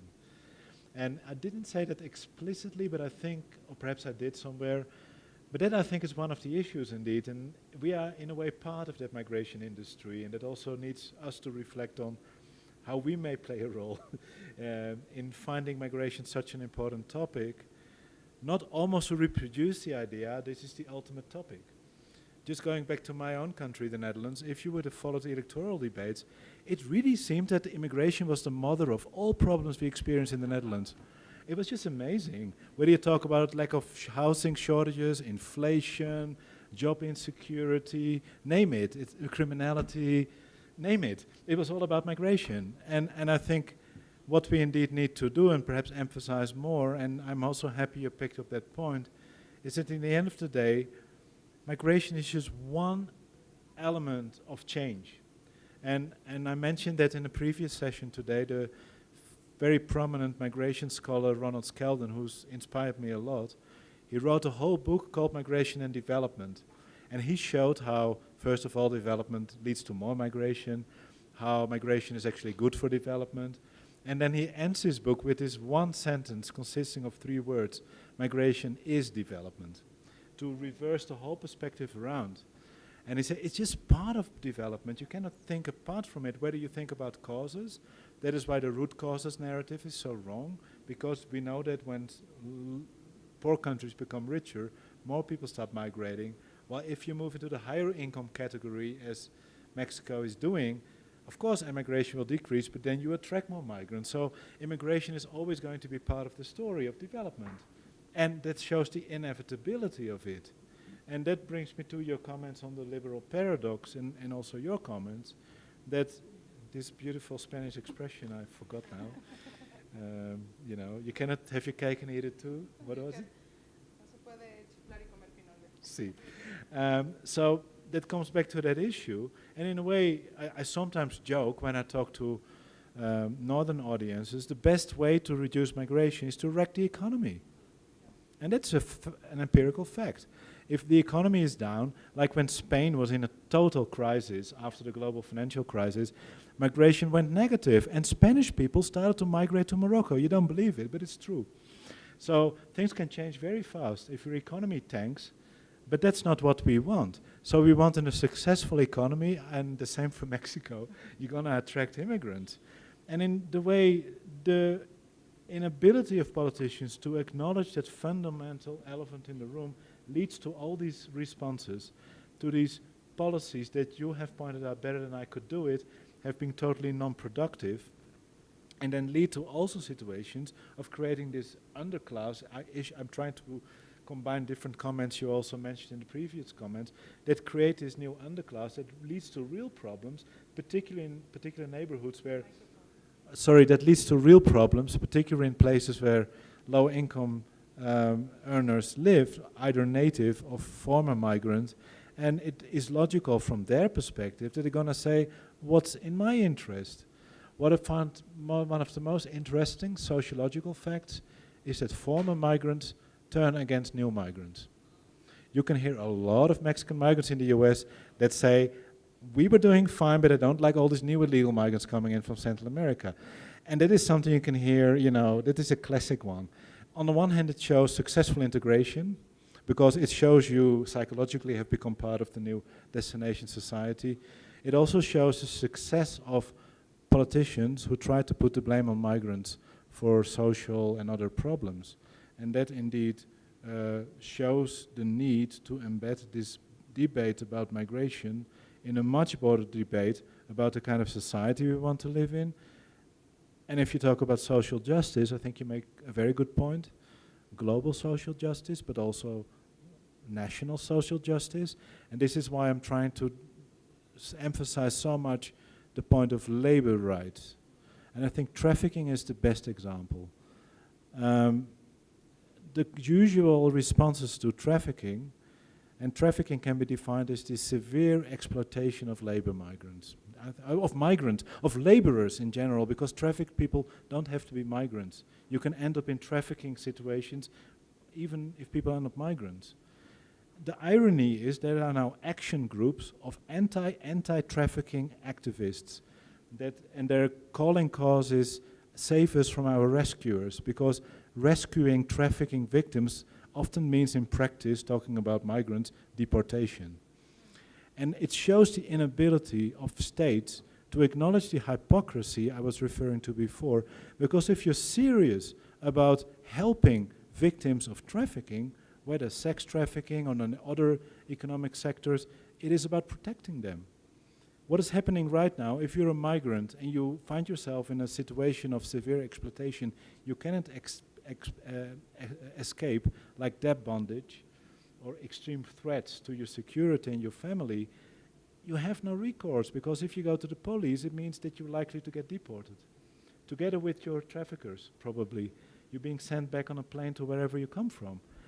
Of course, the only real solution is to do something about the severe poverty and lack of rights that drives people into such situations. So we're back to square one, a real debate about protecting migrants, and a real debate about preventing their segregation is a more general debate about how we look at lower skilled labor, how we have degraded, both in terms of culture and in legal protection, lower skilled workers all around the world. And that has been part of neoliberal policy. And I think there is no sensible debate to be had about immigration if we don't couple it to a much broader debate about how we treat workers more in general, whether that's in Mexico, the United States, the Netherlands, or in Nigeria. It doesn't matter. We have massively devalued lower skilled labor. And we have deprotected all these forms of labor. And that is not a natural phenomenon, as I keep on repeating to my students. It's a consequence of policy choices we have made as societies over the last decades. So a real debate about migration is a debate about labor. Oh, thank you. So I think we can clap now the panel. Thank you.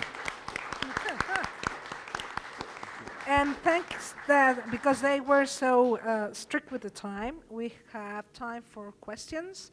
So we will open to a first section. I will just ask you to be like very concrete so that we can get as many questions as possible. And Luicy, ¿tú crees que nos pueden ayudar con el micrófono? Okay. So we'll start with Carlos. Carlos, can you introduce yourself? Sí.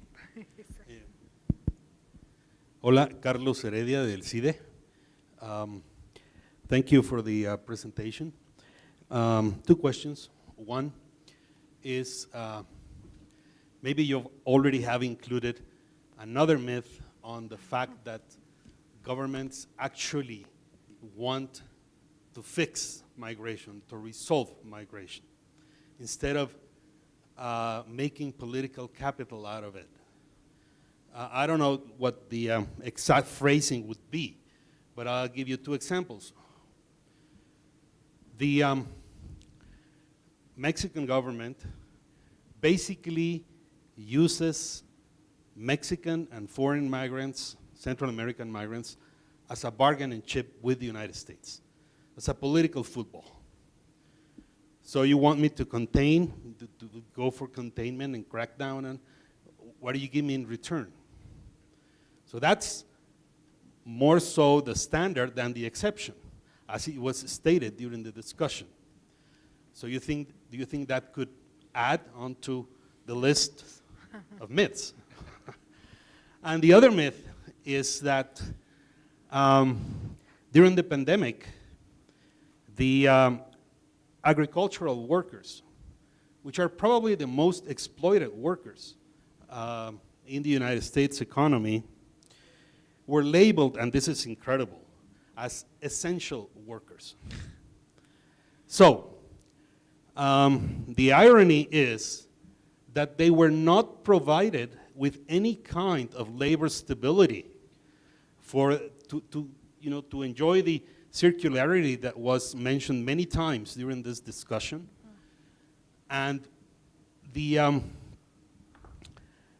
thing is that this has led me to believe that there is an interest by several actors in the United States, several political actors, who are better off moving in a direction of maintaining a large reserve labor force than regularizing those workers. So it all ends up in what you said in your last phrase, labor rights. Yeah.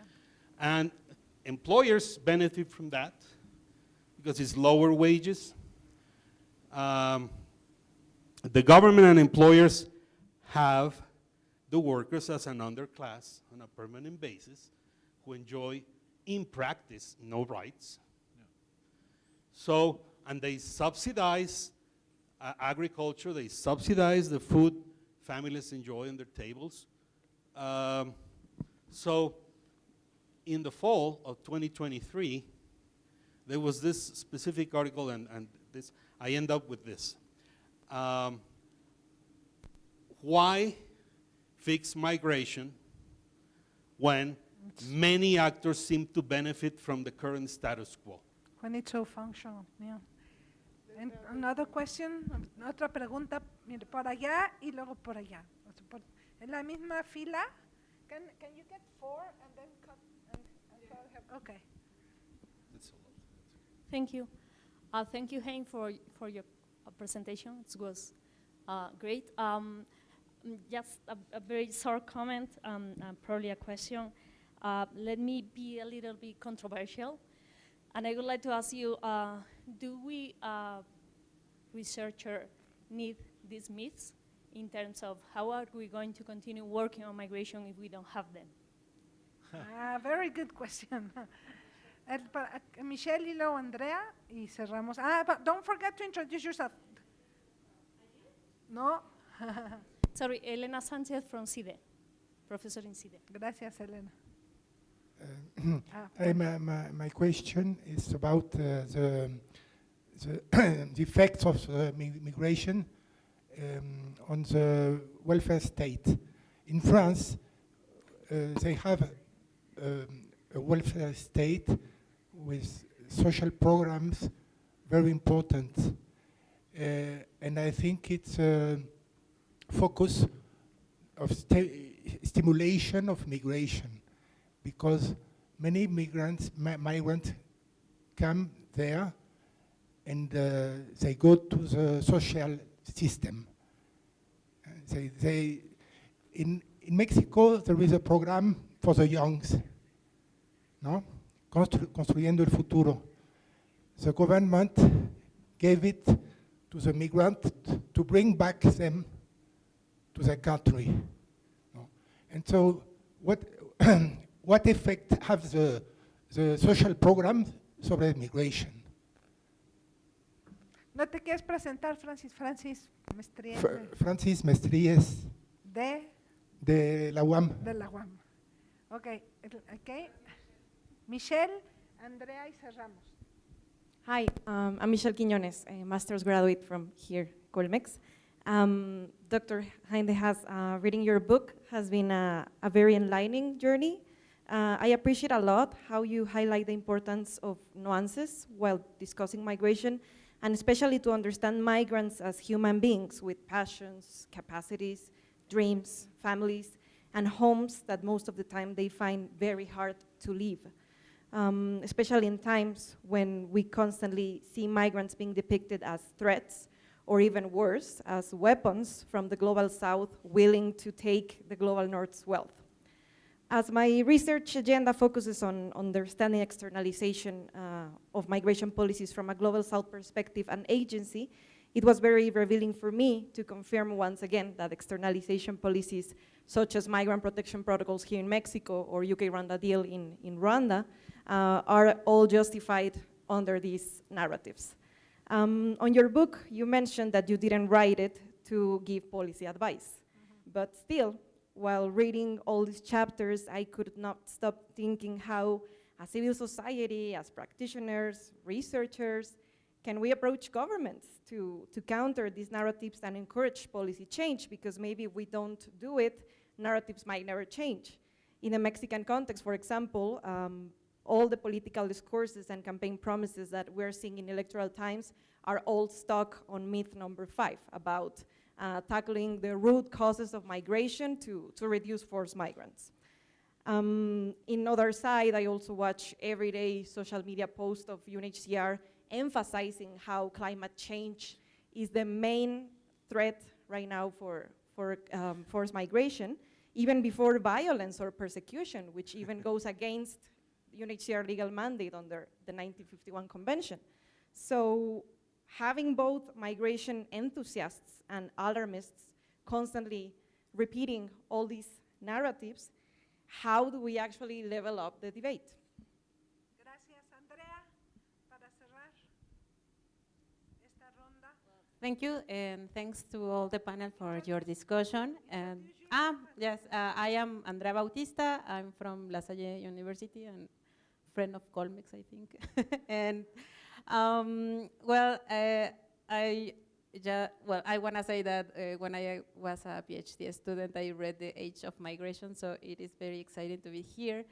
And also, my question is about data, and I was thinking during your discussion and presentation about the importance of data and how do we talk and write and use data on migration. But I want to hear your thoughts about the role of data in this production and reproduction of myths, because I think, as you said, sometimes we show like these numbers about how migration has grown, and sometimes we say, no, but the data, the evidence says that it's not that bad. So I just want to hear your thoughts about the collection of data and the production and reproduction of the myths. Thank you. I want to apologize in advance that I cannot do justice in 5 minutes, I guess, to the richness of the comments being provided. And I want to seriously invite you, if you think I haven't addressed your, because all questions are, or comments or observations are amazingly thought-provoking for me, and I welcome that opportunity. So please get back to me either after this conference during the drinks or write to me later. Claudia knows how to find me. So please do so. Please continue the conversation because I find it incredibly enriching. I should just share a personal anecdote. Without having lived in Morocco for 3 years, I could have never written this book. I know that Morocco is a different country than Mexico, but it has something in common. It's one of the most important labor sources of Europe. And in that sense, I think it helped me also to understand what's happening in a country like Mexico. So I think having perspectives from you, also being Mexicans or Latin Americans, is very enriching and really helps me to think and to challenge me. I think that is very important and helps to move the debate forward. I mean, who was the first gentleman? Carlos. I mean, I couldn't have said it better. I mean, you say it better than I say it, I think. Governments actually don't want to fix migration, but they use migration as a form of political capital to win elections. My own country is the best example. In the Netherlands, we have a refugee crisis, which is basically the inability of governments to organize refugee reception. This has been going on for the last 30 years in the Netherlands. And I have started to believe firmly that the government wants this to continue. And we have one big refugee camp in the Netherlands where all the refugee asylum seekers are being concentrated in a small village, and the local population thinks it's too much. Yeah, it's too much for them and the government creates this problem all the time. And when there's too many people coming, people sleep out in the grass, you know, in the encampment, and it creates this image. It's perfect for the extreme right-wing press to say we have this migration crisis. It is rooted in the inability of the government to organize. And we don't have a huge influx of asylum seekers, it's totally manageable. But it's the unwillingness to solve the problem, because if the Netherlands or Germany or Spain or Mexico would be able to solve this, and this is a solvable crisis, and then you no longer had a political theater, because this is how I call it in my book. It's a political theater that politicians often want to continue. I don't believe in conspiracy theories, but a situation has been created that is very convenient. And in terms of labor, I couldn't agree more with you. We have created a new labor reserve army, or lumpenproletariat, if you want, that is very convenient, that we use when they need them. When unemployment goes up, we're suddenly saying all these unemployed people need to be sent back. Or we put them into the social system, indeed, and then say, oh, migrants are the cause for too many people living on benefits. No, that's not true. We have asked those people to come. We have tolerated their exploitation. And the moment we don't need them, we certainly start to frame them like welfare scroungers. That is actually saying the profits are private for the big entrepreneurs, but also for richer people who use the service of migrants in and around their house and take care of the kids and clean their houses. It's not just big entrepreneurs. The whole middle class is involved in this. And when things go bad, we put a burden on particular communities where migrants happen to concentrate, or indeed on the taxpayer having to provide certain services. But it doesn't mean that migration undermines the welfare state. It is a totally false narrative that, again, is very convenient. So I think, yes, we recreate the crisis, and the crisis narratives clearly is in the interest of a certain group of politicians that want to win the next election. And I think it needs to be brought to the fore. And the irony, indeed, of the whole pandemic was that in some sectors there was some acknowledgement, oh, these are actually essential workers. All these middle class peoples could work from home. How important was that work in the first place? But the really important jobs, anything to do with food production, from picking the vegetables or slaughtering the animals to processing meat and vegetables, to cooking them and to delivering them to homes of people who no longer could go to a restaurant, was all done by migrants. And that is food, very essential part of our lives, and it can go on and go on and go on. And even in the middle of the pandemic, countries were flying over migrants, but of course not giving them any rights. And as soon as the crisis was over, we forgot about them. And I think it perfectly illustrates your point. Sorry, but I cannot go further than that, but I really like that point. I think I couldn't agree more. What do we do if the migration myths have all been dispelled? A good question. Perhaps we have to move on to a new topic. But to a certain extent, I think that is true because, yeah, it is important we work on this. It is important that we bring this to the fore. It is important not just on, I'm very happy the book is translated in quite some languages because I think it is important that local advocacy groups, but I'm also thinking about journalists hopefully reading a book like this, but also many other great books that have been written, to be able to ask more critical questions to politicians, particularly about why actually do you continue a policy that has been fading over the last 35 years, and why are you selling the same illusions? And the fact that we are being told lies, I think Lucy said it, that is exactly the problem, and that needs to be exposed. These are actually lies. And I've seen some journalists turning really angry at the moment they discover that how much we've been lied to, and I hope there will be more anger there and more drive amongst journalists to do that. And it brings me to, there was a question on the welfare state. I kind of half addressed that. Let me just make one point. Yes, of course, it is a problem if many migrants and their descendants or refugees live on welfare. That is a real social problem, primarily because living on welfare is destroying your morale. It is destroying family relations. There are many psychosocial effects of being inactive. If you talk to refugees, they want to work. I mentioned it earlier. People don't like to live on benefits. There is no single evidence for the idea that welfare states attract more migrants. No, migrants want jobs. And of course, if migrants are being excluded and are being almost pushed into welfare dependency because we have refugees waiting for so long to get their status recognized, being often forbidden to work during that period, it's creating a recipe for inactivity, and it's providing an excuse for states to say, you say they all live on benefits, but the fact that they live on benefits is not because they want to live on benefits, because they weren't allowed to work in the first place. So I think that's a real cause of concern in some welfare states, but that should rather be a call for making sure people get jobs and get integrated in the labor market. That is also what the vast majority of migrants want to do. So let's not create false narratives that migration is creating welfare dependency. It's the other way around. And let's not forget that more and more migrants do jobs that provide welfare, particularly in care jobs. The NHS, the National Health Service in the UK, would be no longer existing if not so many doctors and nurses would migrate to the UK. And what do you think about care in and around the house? You know, caregivers that used to be sourced nationally from rural areas are more and more coming from abroad, like people tending to gardens, looking after kids, looking after elderly people. I think that's an issue in Mexico too these days, and will become more and more an issue with aging. Anyway, so let's not get distracted. This great question by Michelle, was it right? What do we do with all this externalization? It was already mentioned, migration being used as a negotiation chip. I think that was not your comment, but another comment, but I think it relates to what you were saying.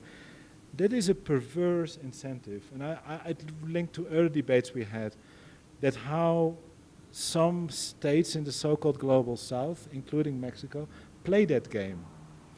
I think it's a short-term game for short-term political and financial gain for elites in the so-called global south that seems to be beneficial, but in the longer term is undermining government's credibility, is also undermining potentially democracy in the future. It has already happened. I gave the example of Tunisia. Just going back to that example, Tunisia was the only country that came out of the Arab Spring as a real full-fledged democracy. I find it so cynical that the European Union was ready to sign a deal with a new incoming dictator that just killed democracy. And I think that needs to be a call for much more cautiousness of being happy about this. And also of voters in, I hate this term, but how am I going to call it? Non-Western countries for playing that game and not embarking upon that bandwagon. There are some signs of hope. Like in a country like Senegal, the former WADA president was voted out of office because he became very unpopular when it became clear that he collaborated with those return programs. So there are some good signs, and some perhaps we need to write a book about this, where political dynamics actually went in the right direction. And when functioning democracies, actually there was a corrective. And I think we could learn from that. Anyway, I'm drifting away. What should we do? How can we level up the debate? That's such a good question. If I had the answer, it was not $1 million question. If I had the answer, but I think that is very important. Let's level up the debate. I said it in an earlier seminar today we had, that I think as researchers, as advocacy people, we need to become more assertive. In a way, not try to cozy up too much with politicians, with powerful people. Edward Said was talking very critically about establishment academics that get too close to politicians. I think it is dangerous. It is good to talk to politicians, I'm not against it, I think I do that too. But always keep a certain healthy distance. Don't allow yourself to be identified with a particular ideology. And that is my note of caution against or for activism within academia. I have a very conflicted mindset about that. I can see the benefits, I can also see the downsides. If you associate yourself too much with a particular political current, I think the danger for a migration researcher is going to be framed yourself as pro-migration. And that's happened to me in the past, and I refuse to do that now. And one thing I've become conscious of, I will never sit in the TV studio again with a far-right politician, because I will be automatically framed as a left-wing lunatic. I don't want that. I'm willing to sit in a TV studio with a left and a right-wing policy maker, and then I'm going to make comments on both sides of the debate. And I've made people from the Labour and the liberal, right-wing Liberal Party angry, and then I was happy. So I don't want to become part of politics as a researcher. Of course, I'm also a citizen. I may vote for a party, I may be a member of a party, but I try to separate both to a certain extent. And Noam Chomsky said it himself. What I teach in the classroom about linguistics had nothing to do with my other being, which is an activist in a way. And I think, well, let's think about it. We can have a long debate about it, but I think also we need to be reflective as academics of how can we be more effective. Point one is to write in more clear language, because academics have the awful habit of writing an impenetrable academic language that is more geared to impressing our colleagues than to actually make a clear point. That is lesson one. But lesson two is also to be more aware of how do we position ourselves. I haven't sorted my own mind. I haven't got my own head around that, but I try to just share some thoughts I have about it. And the last point, let's be less postmodern when we engage in public debate. I think it is very good that when we talk, when we review each other's papers, to acknowledge there's no such thing as an absolute claim on truth, or that we are very aware of all the limitations we have about knowing the truth. If there's such a thing as an absolute truth, at least at different perspectives. But let's not push it too far. I see too many academics using obfuscating, vague language when they address more general audiences. And let's also make sure to say the things we know that are true. I don't think it's a controversial statement if I say a lot of migration is driven by labor demand in the US, from Latin America to the US. That is a truth in my view, but it is rarely ever said in the public debate. Or the hypocrisy we see in politics. I think to me that is a truth. There's this juncture between what politicians say and what's happening in reality. That for me is beyond any doubt something that's happening in reality and needs to be said. So let's be less timid, let's be less hesitant to bring out what we know, and that's what I try to do in my book. And there's many more myths already. We can write a new book, I would say. Anyway, thank you.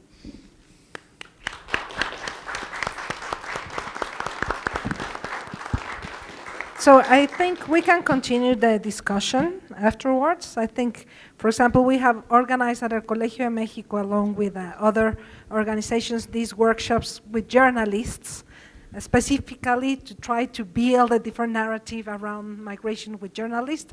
And Anna can tell her perception how successful they were.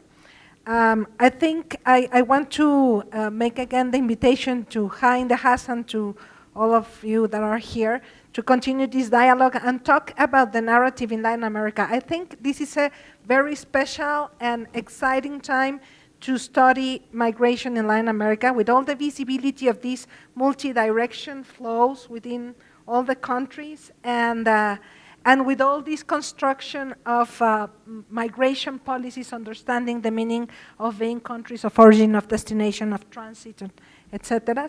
And finally, I want to make a commercial.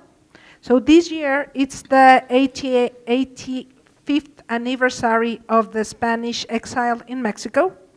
And on Thursday, we're going to have a different narrative around migration. We're going to talk about the construction of memory through the experiences of the children and grandchildren of exilees.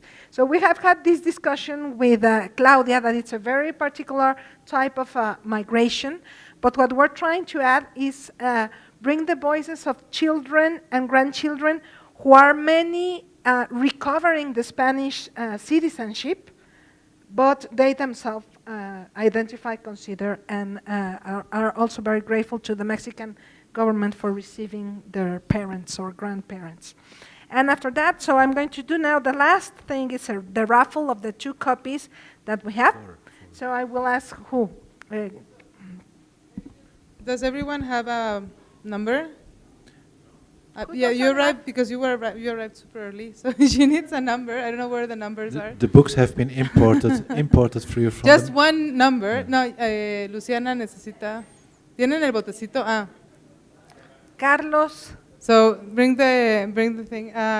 Don't get 2. Just a comment, I imported the books from you, especially from the Netherlands. These are the very first 4 copies.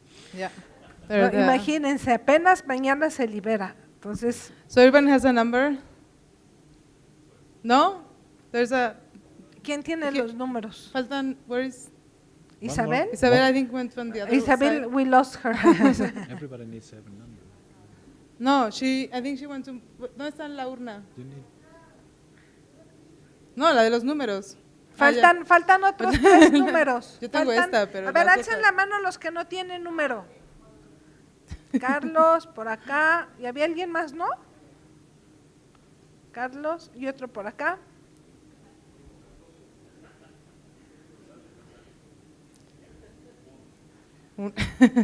Un número. Ok. He didn't get one. ¿Tú lo sacas, Claudia? No, Hein should get it. So you need to take out... Oh, really? I'm reading in Spanish. And you need... It's good for my practice. 16. 16 a la 1. Correct. 16 a las 2. Ajá. No? No, maybe it's there, so... 9. 9. No? I feel like at a World Cup. Ahí pueden estar los otros. 38. Ah, muy bien. ¡Ay, qué lujo!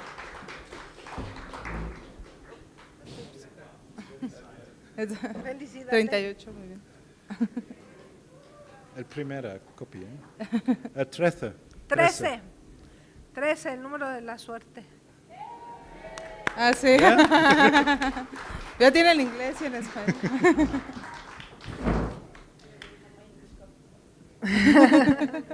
Congratulations. Claudia, do you want to say some final remarks? No, 2 more. 2 more? No?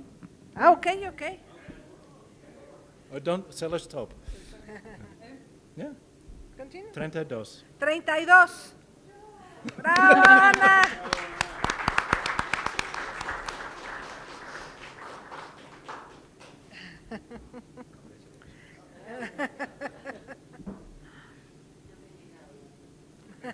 El último. 14. 14. I like this system. 37. 37. Suspense. 4. 4.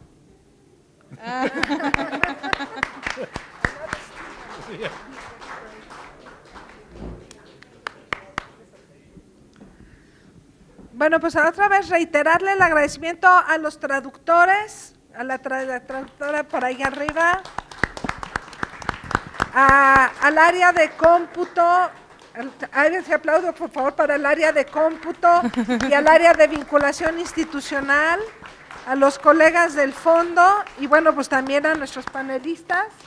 You want to say something? Sí, algo rapidísimo. Es el último evento del MICDEP de este semestre y me encanta que podamos cerrar con broche de oro este semestre. Vamos a seguir trabajando y ya tenemos una agenda muy llena para el próximo, así que sigan pendientes, en agosto específicamente. Y bueno, va a seguir cada 2 semanas el podcast de Destino México y si tienen dudas de los eventos anteriores, están todos los videos.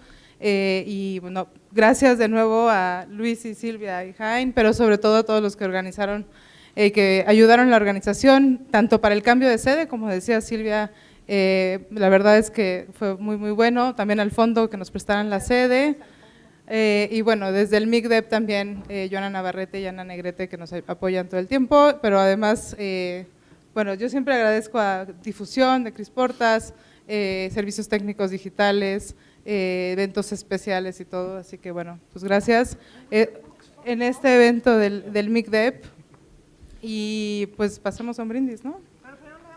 Sus libros de vuelta, él trajo 4 libros y se lleva 4 libros de vuelta.